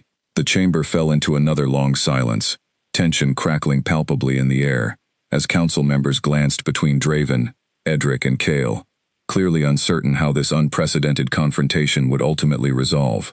Cale held his breath, watching carefully for any sign of which way the gathered elders might eventually lean, understanding that whatever happened next in this chamber would likely determine the course of everything that followed. Finally, An older woman, near the far end of the table, rose slowly from her seat, her expression thoughtful rather than hostile. Cale recognized her vaguely from formal gatherings, though he could not immediately recall her name or position within the council's hierarchy. "I remember Alira," the woman said quietly, drawing surprised attention from several other elders around the table. "I was young then, newly appointed to this council, but I remember the whispers surrounding her exile, the discomfort many of us felt even at the time, though few dared voice such concerns openly against the previous king's authority." "Councilwoman Ferris," Edric said sharply, "surely you do not intend to lend support to reopening." "I intend," Ferris interrupted firmly, "to speak honestly about what I witnessed decades ago, rather than continue pretending silence equals agreement. I do not know what path this council should ultimately choose, but I believe this young man deserves the chance to properly present his case, rather than being dismissed outright, based solely on fear of complicated precedent." Cale felt a small flicker of hope kindle within his chest at her words, the first genuine support he had witnessed from anyone within this chamber beyond Draven himself. Edric's expression tightened with visible frustration, though he said nothing further immediately, clearly recognizing that outright dismissal was no longer as simple an option as he had perhaps hoped when first gathering this emergency session. "Then let us proceed properly," Draven said, seizing the opening Ferris had provided. "I will present the full truth of what happened to my sister before this council in formal session, along with evidence I have gathered, and we will allow every member present the opportunity to weigh that truth fairly, rather than allowing fear alone to dictate our decision." Edric studied the room carefully, clearly recalculating his approach, now that outright rejection seemed less certain to succeed than he had initially anticipated. "Very well," he said finally, though his tone carried little genuine warmth. "Present your case, my king, but know that I will present the opposing argument with equal conviction, and this council will decide, based on the full weight of both perspectives." Draven nodded firmly, and Cale felt a mixture of relief and renewed anxiety settle over him in equal measure. The confrontation he had feared had not resolved cleanly in either direction, but at least the path forward now seemed clearer, a formal presentation before the full council, rather than continued secretive maneuvering in shadowed corridors and private chambers. As the meeting began to disperse, council members filing out in hushed, urgent conversation with one another, Cale caught Edric's gaze one final time across the chamber. The older man's expression held no warmth, no softening of his earlier opposition, only cold, calculating assessment, as though already planning his next move in whatever battle still lay ahead. Cale understood then that this confrontation, however it had ended for the moment, was far from truly finished. Outside the meeting chamber, Draven guided Cale quickly toward a quieter corridor, away from the dispersing council members, his expression thoughtful despite the tension still visible in his shoulders. "That went better than I expected," he admitted quietly. "Though Edric will not surrender his position easily. Ferris speaking in your favor helps considerably, but we will need more than a single sympathetic voice if we hope to secure enough support when the formal session convenes. How long do we have before that happens?" Cale asked, still catching his breath from the intensity of the confrontation. "I intend to call the formal session within 3 days," Draven said. "Enough time to properly prepare our presentation, but not so long that Edric has excessive opportunity to rally additional opposition against us." Cale nodded, though a fresh wave of nervousness rose within him at the thought of presenting something so deeply personal before the pack's entire governing body. "What can I do to help prepare?" "Continue gathering whatever evidence remains within the archive," Draven said. "Any additional records, any further trace of your mother's history that might strengthen our case. And keep those letters safe," he added, glancing meaningfully toward where Cale still held them protected beneath his coat. "They may prove more valuable before the council than either of us currently realizes." They walked together in thoughtful silence for several more paces before a sudden commotion echoed from further down the corridor, raised voices and hurried footsteps drawing both their attention sharply. A young guard came rushing toward them, breathless with urgency. "My king," the guard said quickly, "forgive the intrusion, but there has been an incident in the archive. Someone was seen attempting to access the vault's inner section without authorization, shortly after word spread of this afternoon's meeting." Cale's stomach dropped instantly. "The letters," he said, though he still held them safely against his chest. "What about the rest of the vault? The birth ledger, the mating records?" "Undisturbed, as far as we could determine," the guard said. Whoever attempted entry fled before gaining access, alerted by the vault's remaining protective measures. But the incident suggests someone within this pack is growing desperate enough to consider more drastic action than simple political maneuvering. Draven's expression darkened considerably, his earlier cautious optimism replaced by sharp, renewed concern.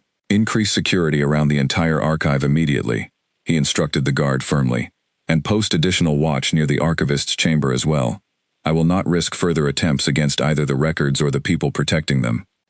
The guard nodded quickly and hurried away to relay the king's instructions, leaving Draven and Kale standing together in tense silence, the earlier relief from the council meeting's outcome now thoroughly overshadowed by this fresh reminder of the danger still surrounding them. Edric, Kale said quietly, though it was less a question than a grim certainty. Perhaps, Draven said, though his tone suggested genuine uncertainty. Or perhaps someone else entirely, acting on his behalf, or independently out of similar fears. Either way, this confirms that whoever opposes restoring your mother's history is prepared to act beyond simple political argument if they believe the truth threatens them enough. Kale tightened his grip on the letters beneath his coat, a fresh determination hardening within him, despite the fear coiling through his chest. Whatever attempts were made against him or against the vault's remaining records, he refused to allow decades of erased history to remain buried, simply because those responsible feared the consequences of truth finally coming to light. Then we prepare carefully, Kale said, and we make certain nothing more can be taken from us before the formal session begins. Draven studied him for a long moment, something like genuine pride flickering behind his guarded expression. Your mother would be proud, he said quietly, to see the same fierce determination in you that she once carried herself, before everything was taken from her. The words settled warmly despite the surrounding tension, and Kale found himself drawing strength from them as he and Draven continued making their way through the stronghold, both now acutely aware that the days ahead would require every ounce of careful preparation and courage they could muster before facing the full council's judgment. 2 nights before the formal council session, Kale worked late in the archive, cataloging additional evidence to strengthen the case Draven intended to present, when the sound of a door creaking open somewhere behind him sent a sharp jolt of alertness through his exhausted body. He turned quickly, expecting perhaps Nora returning with fresh supplies, but instead found 2 unfamiliar figures standing near the archive's side entrance, their expressions carrying none of the polite respect he usually received from pack members passing through. Working rather late, Archivist, one of the men said, his voice carrying a false pleasantness that did nothing to ease the sudden tension gripping Kale's chest. Can I help you with something?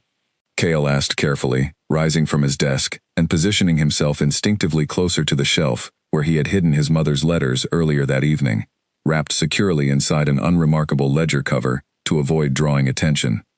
Perhaps, the second man said, stepping further into the room, his gaze sweeping across the scattered papers on Kale's desk with obvious calculation. We simply wish to discuss the wisdom of continuing to pursue matters that might prove considerably safer left alone. Kale's pulse quickened further, understanding immediately that this was no ordinary visit. Who sent you here? He asked, keeping his voice as steady as possible despite the fear coiling tightly through his stomach. That hardly matters, the first man said, moving closer still. What matters is whether you intend to proceed with this foolish council presentation, dragging up old history that would be far better left buried where it belongs. The truth belongs in the light, Kale said, forcing conviction into his voice, even as his mind raced through every possible avenue of escape or defense available to him, within the archive's confined space. Not hidden away because it makes certain people uncomfortable. The second man's expression hardened considerably.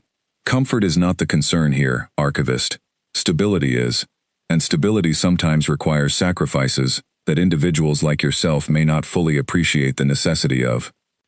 Kale's hand drifted subtly toward the heavy iron candlestick resting on the edge of his desk, though he had no genuine intention of resorting to confrontation if it could possibly be avoided. Before either man could advance further, however, a third voice cut sharply through the tense silence from the doorway behind them. That is quite enough.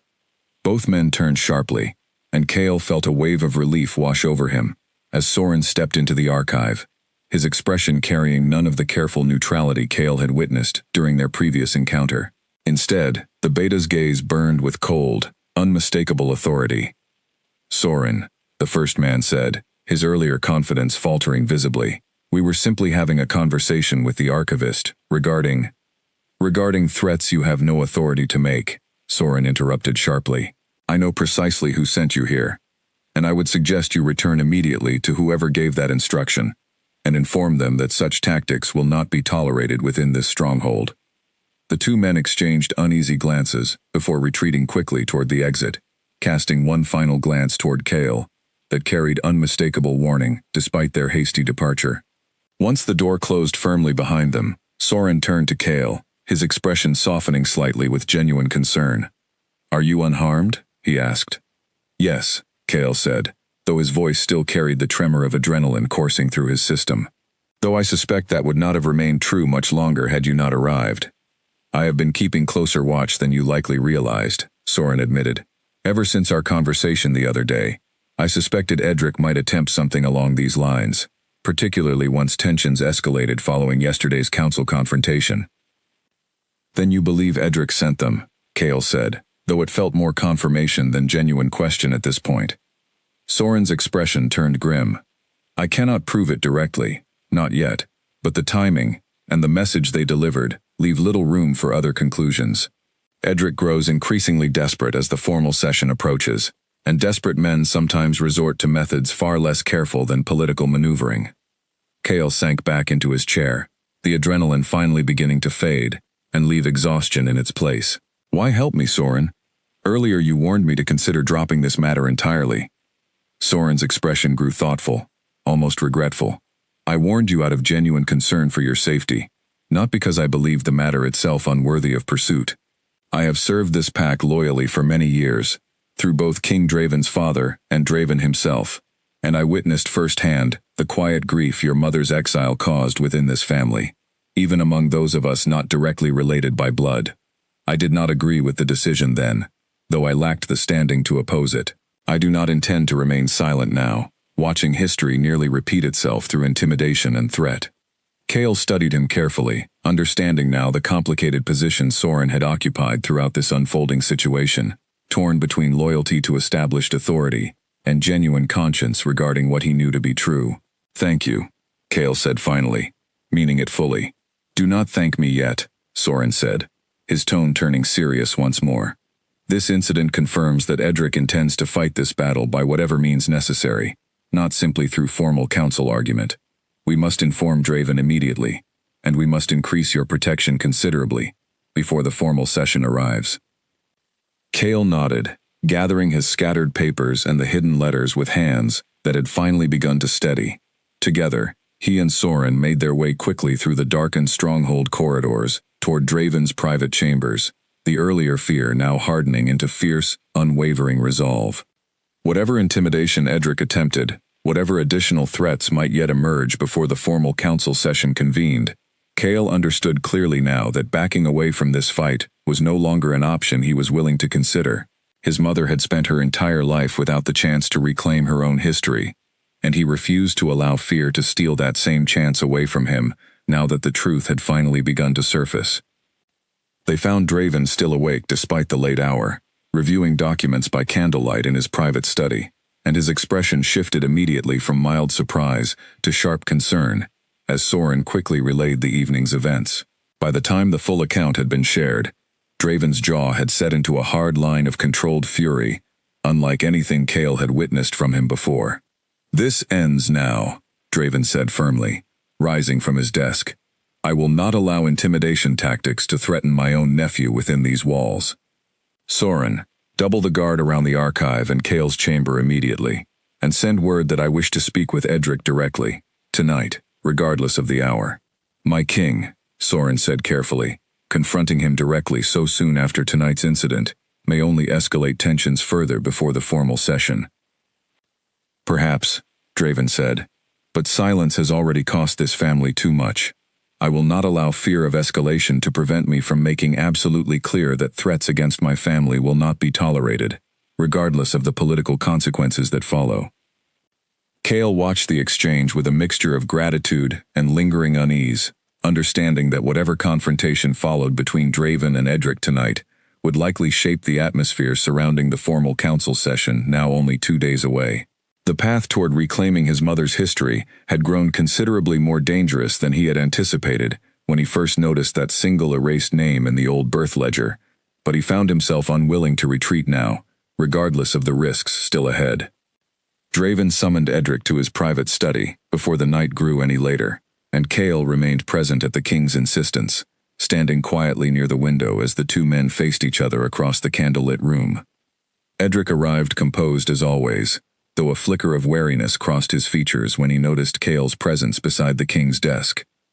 "You wish to speak with me, my king," Edric said carefully, "at this rather unusual hour." "Two men approached the Archivist tonight," Draven said, his voice carrying a coldness Cale had not heard from him before, delivering threats regarding his continued involvement in this matter. "I want to know, plainly, whether you had any part in arranging that encounter." Edric's expression remained carefully neutral, though something tightened almost imperceptibly around his eyes. "I am not aware of any such incident, my king.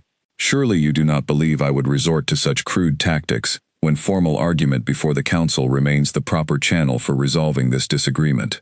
"I believe," Draven said slowly, "that desperation sometimes drives even careful men toward choices they would otherwise consider beneath them. I am telling you now, directly, that whether or not you arrange tonight's incident, any further attempt to threaten my nephew or interfere with the evidence being prepared for the formal session will be treated as a direct challenge to my authority as king, with consequences considerably more severe than a simple political disagreement." Edric's composure flickered again, though he recovered quickly, inclining his head with careful, measured respect. "I understand your concern, my king, and I assure you that whatever your suspicions, my own approach to this matter remains firmly within proper council procedure. I have no need for crude intimidation, when the strength of tradition and precedent already stands firmly on my side." "Then we understand each other clearly," Draven said, his tone leaving no room for further negotiation. "The formal session will proceed as planned, and I expect it to be conducted with the dignity this matter deserves, free from further incidents of the kind that occurred tonight." Edric bowed stiffly and departed without further argument, though the tension lingering in his expression suggested the conversation had done little to genuinely ease the underlying conflict between them. Once the door closed behind him, Draven exhaled slowly, rubbing a hand across his tired eyes. "Do you believe him?" Cale asked quietly, "that he had no part in tonight's threats?" "I believe," Draven said carefully, "that Edric is skilled enough to distance himself personally from actions he may have quietly encouraged others to take on his behalf. Whether he directly ordered tonight's confrontation, or simply allowed his followers to interpret his frustration as permission for more aggressive tactics, the outcome remains equally concerning." Cale nodded slowly, understanding the frustrating reality that clear proof of Edric's direct involvement might never surface, even as circumstantial evidence continued mounting against him. "Then what do we do?" "We proceed exactly as planned," Draven said firmly. "We present the truth clearly and completely before the full council, and we trust that enough among them will recognize justice when it stands plainly before them, regardless of whatever fear or resistance Edric continues stirring in the shadows." The following 2 days passed in a blur of careful preparation, Cale working closely with Draven, and occasionally Soren, to organize every piece of evidence they had gathered, from the torn exile folder, to Alira's preserved letters, to the unsigned decree that had waited so many years for its moment of finally being honored. Additional guards remained posted near the archive and Cale's chamber throughout, and no further incidents occurred, though the tension surrounding the stronghold grew increasingly palpable as word of the impending formal session spread among the Pact's wider membership. By the evening before the council was set to convene, Cale found himself sitting alone in his chamber, his mother's letters spread carefully across his small desk, reading through each one slowly, for what felt like the 100th time, memorizing every gentle word she had written for a child she feared she might never truly remember. Tomorrow, he understood, would determine whether that fear had been entirely justified, or whether some measure of justice could still be reclaimed, even after so many years of deliberate erasure. He closed his eyes briefly, picturing his mother's tired but gentle smile, and made a silent promise that regardless of how tomorrow's confrontation unfolded, He would ensure her name was never again allowed to fade into silence and forgetting. The formal council session convened the following morning within the Grand Assembly Hall, a chamber far larger than the private meeting room where Cale's earlier confrontation with Edric had taken place. Rows of seats stretched across the wide stone floor, filled now with elder council members, pack representatives, and curious onlookers who had gathered upon hearing whispers of the unusual matter about to be presented before the pack's highest governing body. Cale stood near the front of the hall beside Draven, his mother's letters carefully organized within a leather folder held tightly in his hands, his heart pounding with a mixture of nervousness and fierce determination. Across the aisle, Edric sat among the elder council members, his expression composed but watchful, clearly prepared to challenge whatever presentation Draven intended to make. Draven rose first, his voice carrying easily across the hushed assembly hall, as he addressed the gathered crowd with the practiced authority of a ruler, accustomed to commanding attention. "I have called this formal session," he began, "to address a matter of significant injustice within our pack's history, one that has remained hidden for decades through deliberate erasure of official records, and one I believe this council has both the authority and the moral obligation to correct." Murmurs rippled through the assembled crowd as Draven continued, explaining carefully the circumstances surrounding his sister Alira's exile decades earlier, the prejudice that had driven their father's decision, and the forbidden memory binding ritual used to strip her of any connection to the family and pack she had been torn away from. Cale watched the faces of the gathered council members and pack representatives as the story unfolded, noting expressions ranging from genuine shock to careful, guarded skepticism.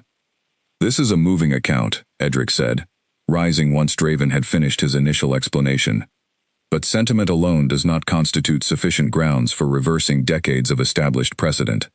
What proof exists beyond the king's own personal account of events he witnessed as a young man, potentially colored by grief and guilt he has clearly carried regarding his sister's fate?" "I have evidence," Draven said calmly, gesturing toward Cale.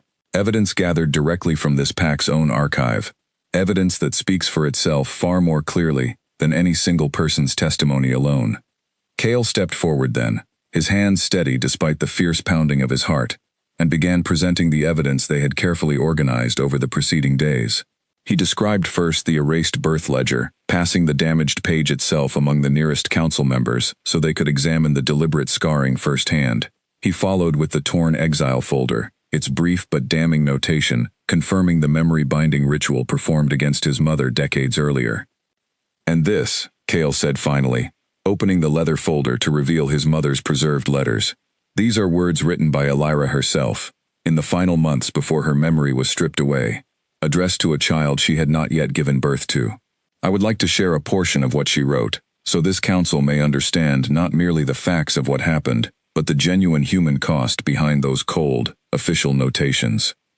He read carefully from one of the letters, his voice growing steadier with each line despite the emotion still tightening his throat, describing in his own words how his mother had written of her fear regarding what her father intended, her hope that her child would grow up loved despite whatever cruelty awaited her, and her quiet promise that even facing the loss of her own memories, some part of her heart would always carry love for the life she carried within her.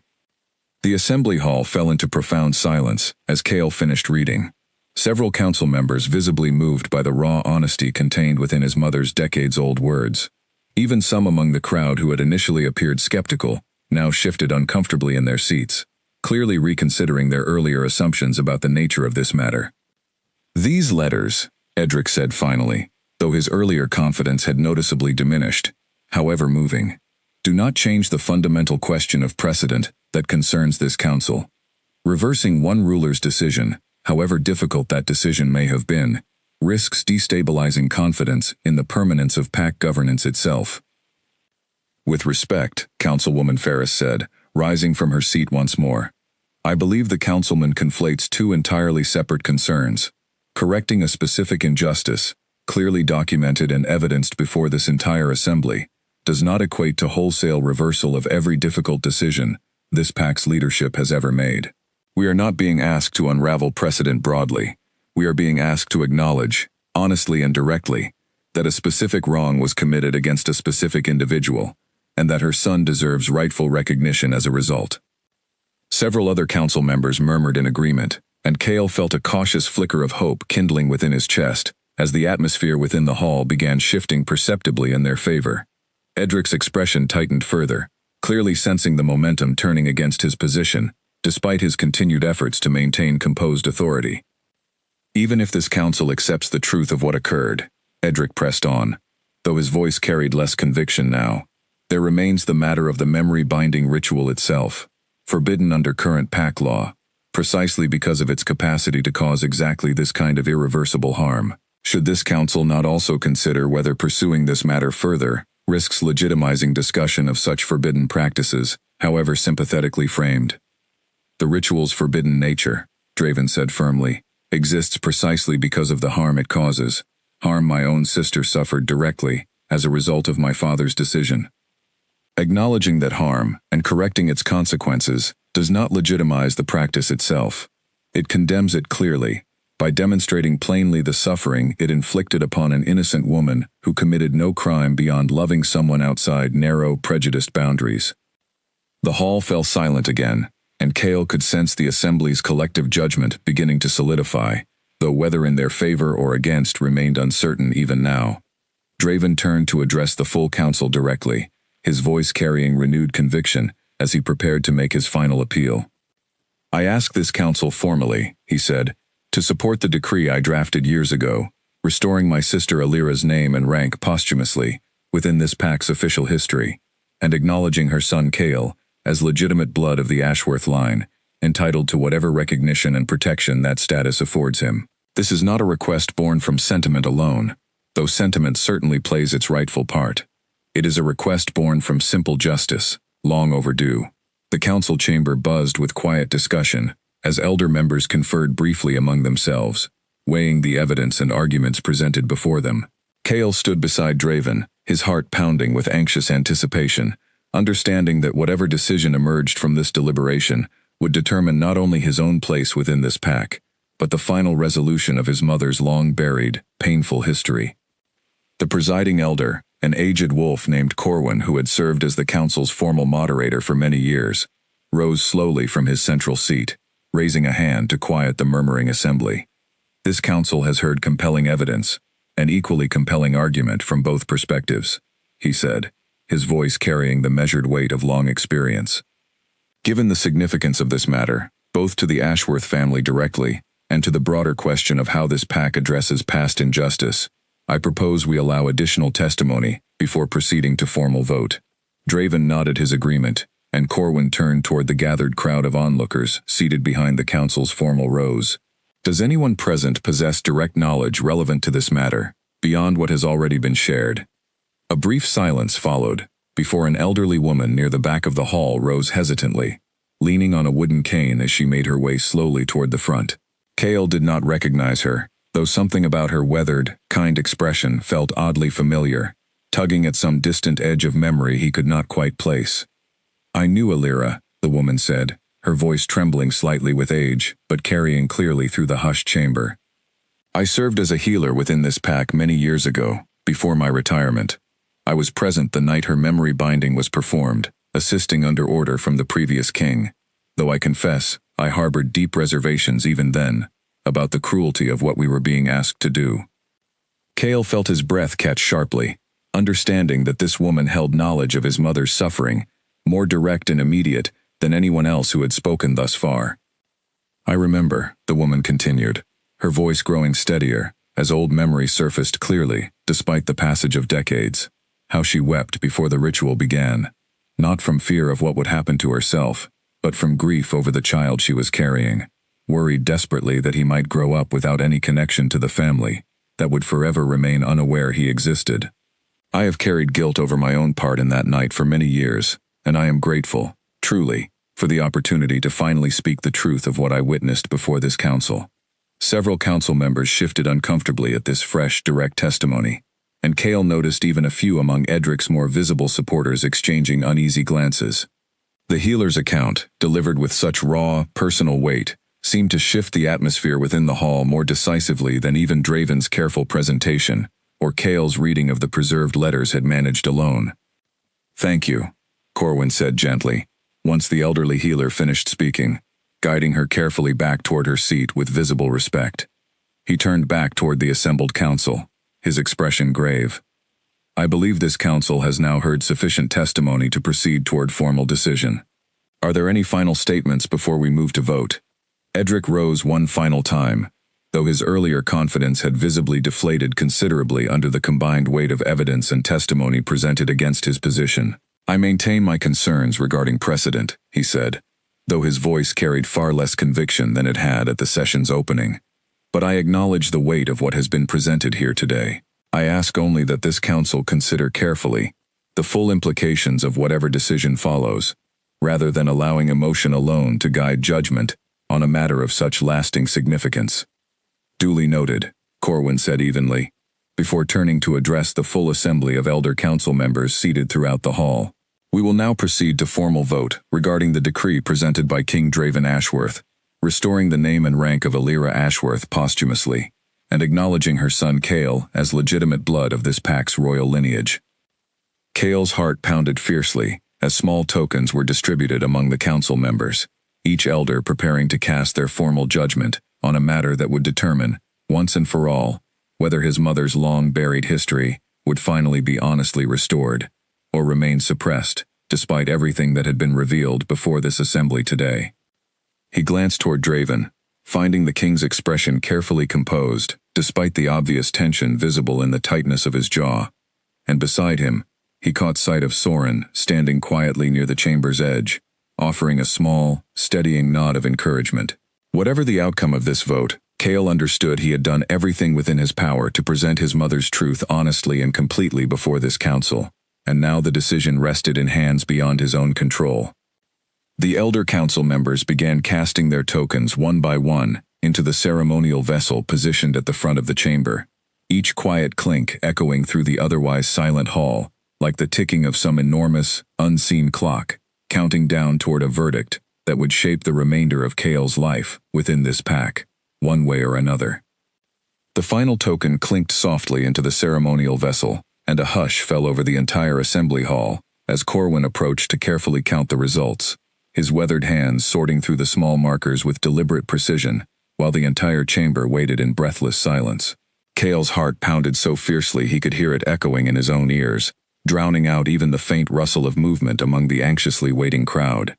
Corwin straightened finally, holding a small scroll upon which he had recorded the tally, and cleared his throat before addressing the assembly. By a clear majority, he announced, his voice carrying steadily across the hushed hall, this council formally supports the decree presented by King Draven Ashworth. Alira Ashworth's name and rank shall be restored posthumously within this pack's official history, and her son Cale shall be formally acknowledged as legitimate blood of the Ashworth lineage, entitled to full recognition and protection under this pack's law.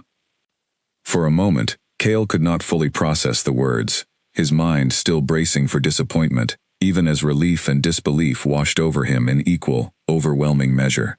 Beside him, Draven exhaled a long breath, something between profound relief and years of accumulated guilt finally beginning to lift from his shoulders. The assembly hall erupted into a mixture of applause and continued murmured discussion, though Cale noticed with quiet gratitude that even several members who had appeared hesitant throughout the session now joined in genuine, warm acknowledgement of the decision. Across the aisle, Edric sat rigid and silent, his expression carefully controlled despite the obvious defeat evident in his stiff posture, though he offered no further protest as the council's formal decision was recorded. Draven turned to Cale, his expression carrying a warmth Cale had not yet witnessed from him throughout their entire acquaintance, and placed a firm, steady hand upon his shoulder. "It is done," he said quietly, though his voice trembled slightly with emotion he clearly struggled to fully contain. "After all these years, it is finally done. Thank you," Cale managed, his own voice thick with emotion he could no longer hold back, "for fighting for her, for fighting for both of us. It was long overdue," Draven said softly. "I only wish I had found the courage to do so years earlier, before she passed without ever knowing the truth had finally been restored." Corwin called for order once more, and as the hall gradually quieted, he gestured for Draven to step forward and formally sign the decree before the full assembly, sealing the council's decision with the necessary official ceremony. Draven produced the aged document, its seal still unbroken after so many years of hesitation, and broke it open carefully, before affixing his formal signature beneath the words he had drafted so long ago. "Let it be recorded," Corwin announced formally, "that as of this day, Elira Ashworth's name is restored to the official history of this pack, and her son Cale Ashworth stands acknowledged before this council, and this entire assembly, as legitimate blood of the Ashworth royal lineage." A fresh wave of applause rose through the hall, warmer now, more genuine, as pack members and council elders alike rose from their seats to offer their acknowledgement of the decision. Cale stood amid the celebration feeling strangely detached from it all, his thoughts drifting instead toward his mother, toward the cottage at the edge of the territory where she had lived out her quiet, hidden life, toward the locket he still wore beneath his shirt containing her gentle, painted smile. She would never know, not truly, that her name had finally been restored, that the son she had feared losing before he was even born now stood acknowledged before the very family that had once erased her existence entirely. But Cale understood, standing there amid the warmth of the assembly's acknowledgement, that some part of honoring her memory meant carrying this truth forward himself, ensuring it would never again be allowed to fade into silence and forgetting.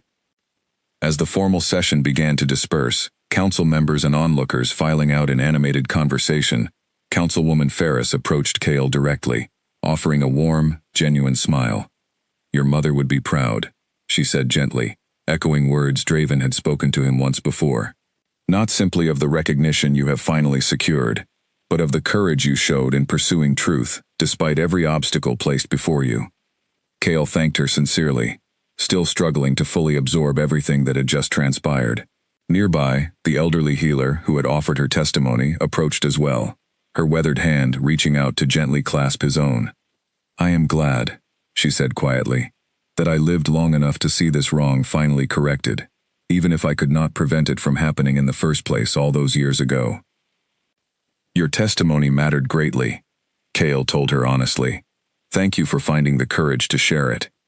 As the hall continued emptying, Soren approached as well, his usual careful composure now touched with genuine warmth. "Congratulations," he said simply, extending his hand toward Cale in a gesture of formal respect. "This pack is better for the truth finally being restored, and considerably better for having you among its acknowledged family." Cale shook his hand firmly, gratitude swelling within his chest for the man who had protected him at a crucial moment, when danger had threatened to derail everything, before it could reach this resolution. "I could not have reached this outcome without your help," he said. "You reached it through your own courage," Soren replied. "I simply ensured you had the chance to see it through." Only Edric remained notably absent from the warm exchanges filling the emptying hall, having departed quietly once the formal vote concluded, his expression carrying none of the gracious acceptance shown by most others who had initially opposed this outcome.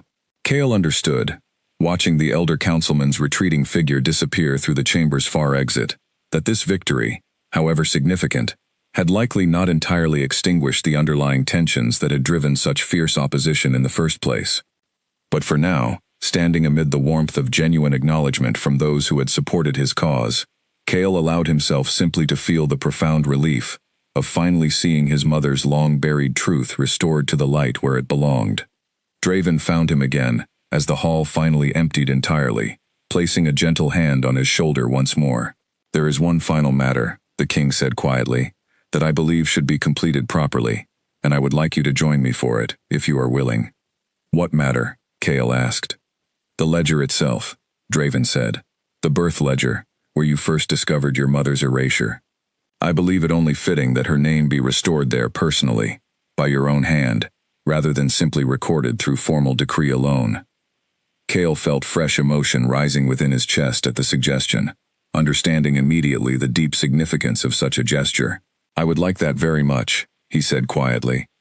Together, they made their way from the now empty assembly hall, back toward the vault, where this entire journey had begun, carrying with them, finally, the authority and truth needed to properly restore what had been so cruelly taken away all those years before.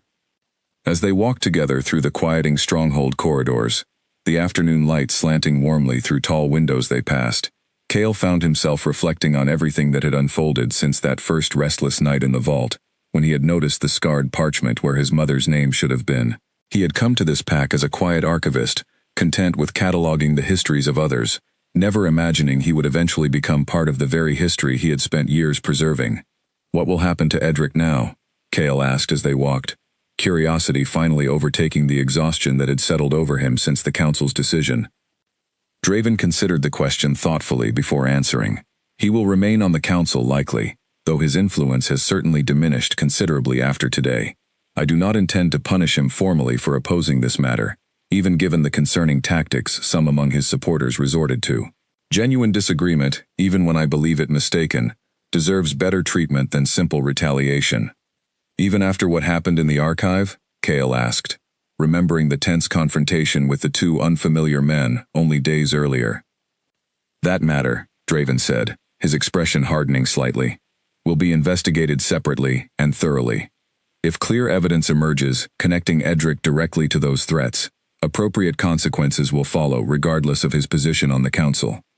But I will not act on suspicion alone, however strong that suspicion may be." Cale nodded, understanding the careful balance Draven sought to maintain between justice and fairness, even toward those who had opposed him so fiercely. As they turned a corner leading toward the vault's entrance, they encountered Edric himself, standing alone near a window overlooking the stronghold's training grounds, his expression distant and unreadable. Draven paused, and for a moment, tension crackled between the two men once more, before Edric finally spoke, his voice carrying none of its earlier cold authority. "I opposed you today," he said quietly, "because I genuinely believed the precedent dangerous, however sympathetic the circumstances. I still hold reservations, though I acknowledge the council has spoken clearly, and I will respect that decision. That is all I ask," Draven said evenly. Edric's gaze shifted briefly toward Cale, something unreadable flickering behind his careful expression. "I did not send those men to threaten you," he said finally, his voice low but firm. "Whatever suspicions you harbor, know that I did not order that action, though I cannot speak for others, who may have acted independently, out of similar concerns to my own." Cale studied him carefully, uncertain whether to fully believe the claim, but recognizing something genuine in the older man's tired, weathered expression that suggested this admission, at least, carried honest weight. "I hope that is true," Cale said simply, offering neither full forgiveness nor continued accusation. Edric nodded once, something almost like respect passing briefly across his features, before turning and continuing on his way, without further conversation. Draven watched him go with a thoughtful expression before turning back to Cale. "Whether his claim proves entirely true or not," Draven said quietly, "the investigation will determine the full truth eventually. For now, let us focus on completing what we came here to do." They continued on toward the vault together, the earlier tension of the encounter gradually settling into quiet resolve as they approached the heavy iron door that had once been sealed against Cale's search for truth, now standing ready to be opened freely, without wards or hidden secrets, for the final act of restoration that had brought them both to this moment. The vault felt entirely different this time as Cale stepped through its familiar entrance. The same shelves of ancient ledgers surrounding him, the same faint smell of old paper and quiet history filling the air. Yet everything about the moment carried a lightness that had been entirely absent during his frightened, uncertain search only days earlier. Draven walked beside him, carrying no locked box this time, no hidden secrets requiring careful concealment, only the simple purpose of finally completing what should have been done decades before. They approached the birth ledger together, resting exactly where Cale had left it after his initial, startling discovery, and Draven retrieved a small vial of fresh ink and a careful, precise quill from a nearby shelf, setting them down gently beside the damaged page. "I want you to do this," Draven said quietly, gesturing toward the scarred parchment where Alira's name had once been so deliberately removed, not as a formal decree carried out by royal command, but as her son, restoring what should never have been taken from her in the first place. Cale's hands trembled slightly as he lifted the quill, dipping it carefully into the fresh ink, studying the faint groove in the parchment where the original name had been scraped away so many years before. He thought of his mother's tired smile, her gentle voice singing him to sleep in the quiet cottage at the edge of the territory, her careful, loving silence that he now understood had never truly been silence at all, but grief too heavy to speak aloud. He began to write, his hand steady despite the emotion swelling within his chest, carefully forming each letter of her name directly into the scarred space where it belonged. Alira Ashworth. The ink settled dark and permanent into the old parchment, restoring at last what deliberate cruelty had once tried so thoroughly to erase. When he finished, he set the quill down gently and stared at the restored name for a long, quiet moment, feeling something settle within his chest that he had not realized was still unresolved until this very instant. His mother's history, her existence, her rightful place within this pack's story, stood restored now, not merely through formal council decree, but through his own hand, carrying forward the truth she herself had never lived long enough to see honored. "It is done," Draven said softly, echoing the same words he had spoken earlier that day, though this time carrying none of the earlier tension, only quiet, genuine relief. "Thank you," Cale said, his voice thick with emotion he no longer felt the need to hide. "For everything, for finding the courage to finally make this right, even after so many years of silence." Draven placed a steady hand on his shoulder, the same gesture of quiet support he had offered throughout this entire difficult journey. "Thank you," he said instead, "for having the courage to search for truth in the first place, even when every obstacle seemed determined to keep you from finding it. Your mother raised a son worthy of the name she was forced to leave behind." Cale closed the ledger gently, its pages now carrying the complete, honest history it should have held all along, and together, he and Draven made their way back out of the vault, leaving behind the shadows and secrets that had defined this place for so many years, replaced now by simple, restored truth. Outside, evening had settled softly over the stronghold, the sky painted in gentle shades of orange and purple, as the sun continued its familiar descent toward night. Cale paused on the vault's outer steps, looking out over the training grounds where pack members continued their ordinary evening routines, entirely unaware of the quiet history that had just been rewritten within the ancient walls behind him. He thought of his mother often in the days that followed, visiting the small cottage at the territory's edge where he had grown up, gathering what few belongings remained there, and returning eventually to make a new home within the stronghold itself, closer now to the family history he had spent his entire life unknowingly connected to. Draven welcomed him warmly into the family's daily life, not as a distant relation acknowledged only through formal decree, but as genuine, valued family, sharing meals together, discussing pack matters, gradually building the kind of relationship that decades of separation and secrecy had once made impossible. Soren remained a steady, trusted presence throughout, his earlier careful warnings transformed now into genuine friendship, while Councilwoman Ferris and several other council members who had supported Cale's cause continued offering warm encouragement as he settled into his new place within the pack's leadership circles. Even Edric, though never fully warming toward the outcome he had so fiercely opposed, maintained a distant but respectful civility whenever their paths crossed, the earlier tension between them gradually softening into something resembling cautious peace. Cale continued his work within the archive, though his role shifted gradually to include broader responsibilities befitting his newly acknowledged place within the family, carefully ensuring that the pack's history, complete and honest, would never again be subject to the kind of deliberate erasure his mother had once suffered. He often returned to the vault in quiet moments, standing before the restored ledger, tracing his mother's name with gentle fingers, feeling the steady comfort of knowing her story would now endure exactly as it deserved. Some evenings, he took out the small locket she had left him, opening it to study her gentle, painted smile, speaking quietly to her memory, as though she might somehow hear him across the years that separated them. He told her of the family he had found, of the truth finally restored, of the peace he had discovered, despite everything that had once been taken from them both.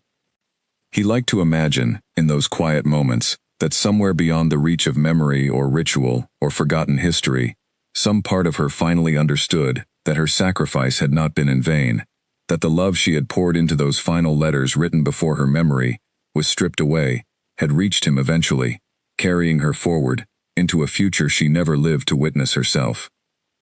The stronghold continued its ordinary rhythms in the months that followed, pack members going about their daily lives, largely unaware of how close their history had come to remaining forever incomplete, how easily a single deliberate erasure, decades earlier, might have continued silencing an entire family's truth indefinitely, had one quiet archivist not noticed a single scarred line in an old, forgotten ledger.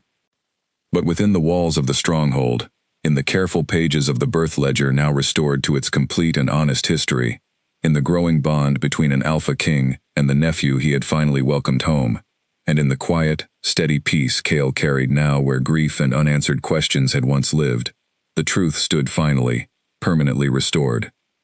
Illyra Ashworth's name remained written clearly in the ledger from that day forward, never again to be erased, never again to be forgotten, a quiet but enduring testament to a mother's love that had survived even the deliberate attempt to strip it entirely from memory and history alike. And Cale, the pack's quiet archivist who had once believed himself simply a keeper of other people's stories, understood now that he had become something more meaningful still, the keeper of his own mother's truth, finally restored to the light where it always belonged. Several weeks after the ledger's restoration, Draven proposed a small, private ceremony to properly honor Illyra's memory, something separate from the formal council proceedings, intended simply as a personal tribute from the family she had been torn away from so many years before. Cale welcomed the idea eagerly, and together they arranged a quiet gathering at the edge of the stronghold's gardens, beneath an old oak tree that Draven mentioned had been one of Illyra's favorite places to sit as a young woman, long before circumstances forced her from these grounds entirely. Only a small group gathered for the occasion. Draven and Cale stood together near the tree's broad trunk, joined by Soren, Councilwoman Ferris, and the elderly healer who had offered her brave testimony before the council. Nora attended as well, having become a steady friend and confidant throughout Cale's entire journey, standing quietly beside him with gentle support. Draven spoke first, his voice carrying quiet, genuine emotion, as he shared memories of his sister from their childhood together. Moments of warmth and laughter that predated the prejudice and cruelty that would later tear their family apart. He described her kindness toward pack members regardless of status, her gentle humor, the way she used to sneak sweets from the kitchen for the younger children within the stronghold, small details that painted a picture of the vibrant young woman she had been before exile, and forgetting stripped so much away from her. "I failed her," Draven said finally, his voice growing rougher with emotion he no longer attempted to hide. "I failed to protect her when she needed protection most, and I failed to search for her properly once I gained the authority to do so. I can only hope that restoring her name today, and welcoming her son properly into this family, offers some small measure of the justice she deserved but never received during her own lifetime." Cale spoke next, sharing gentler memories from his own childhood, the lullabies his mother sang, the careful, patient way she taught him to read, using scraps of old parchment despite their limited means, the quiet strength she carried, even through hardship and unexplained sorrow. He spoke of the letters she had left behind, unaware they would ever reach him, written with such tender hope for a future she feared she might never remember or understand. "She loved fiercely," Cale said, his voice steady, despite the emotion swelling within his chest. Even facing the loss of her own memory, even living isolated from the family and history that should have surrounded and supported her. "She gave me everything she had, without ever fully understanding herself where that strength and love originated from. I only wish she could have known, even for a single moment, that her name would eventually be restored, that her sacrifice would not remain forgotten forever." The small gathering stood together in quiet reflection, beneath the old oak tree, as the afternoon light filtered gently through its branches, each person present carrying their own private memories or reflections regarding the woman whose story had finally been brought back into the light after decades of deliberate silence.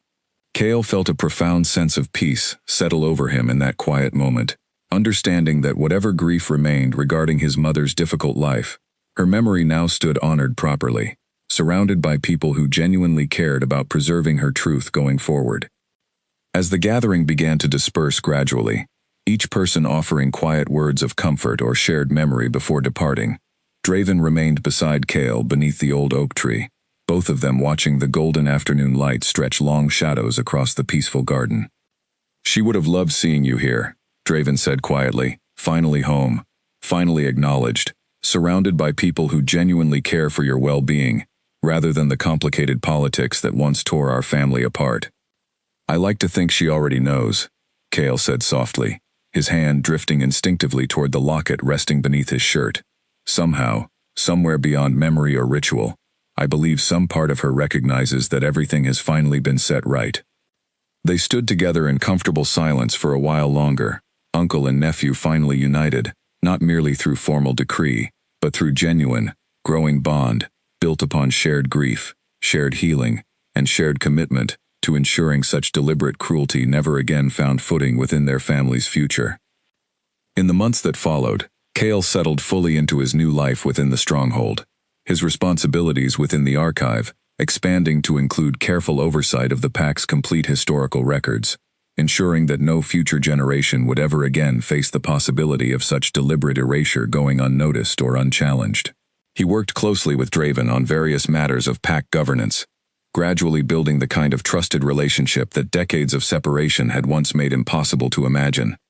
He visited the restored ledger often, not from any lingering need to verify its accuracy, but simply because standing before his mother's properly recorded name brought him quiet comfort, a tangible reminder that truth, however long delayed, could still eventually find its way back into the light when someone cared enough to search for it. And though his mother never lived to witness this restoration herself, Cale carried forward her memory not with lingering grief alone, but with genuine gratitude for the strength and love she had shown him throughout his childhood, understanding now more fully than ever the depth of sacrifice she had quietly endured to ensure he grew up safe, even without the family history and support she herself had been so cruelly denied. The Ashworth pack moved forward from that day with its history finally complete and honest, its leadership strengthened rather than weakened by the willingness to confront and correct old injustice rather than allowing convenient silence to persist indefinitely. And within the quiet pages of the restored birth ledger, Elira Ashworth's name remained exactly where it always belonged, a permanent testament to truth that no amount of deliberate cruelty had ultimately managed to erase forever.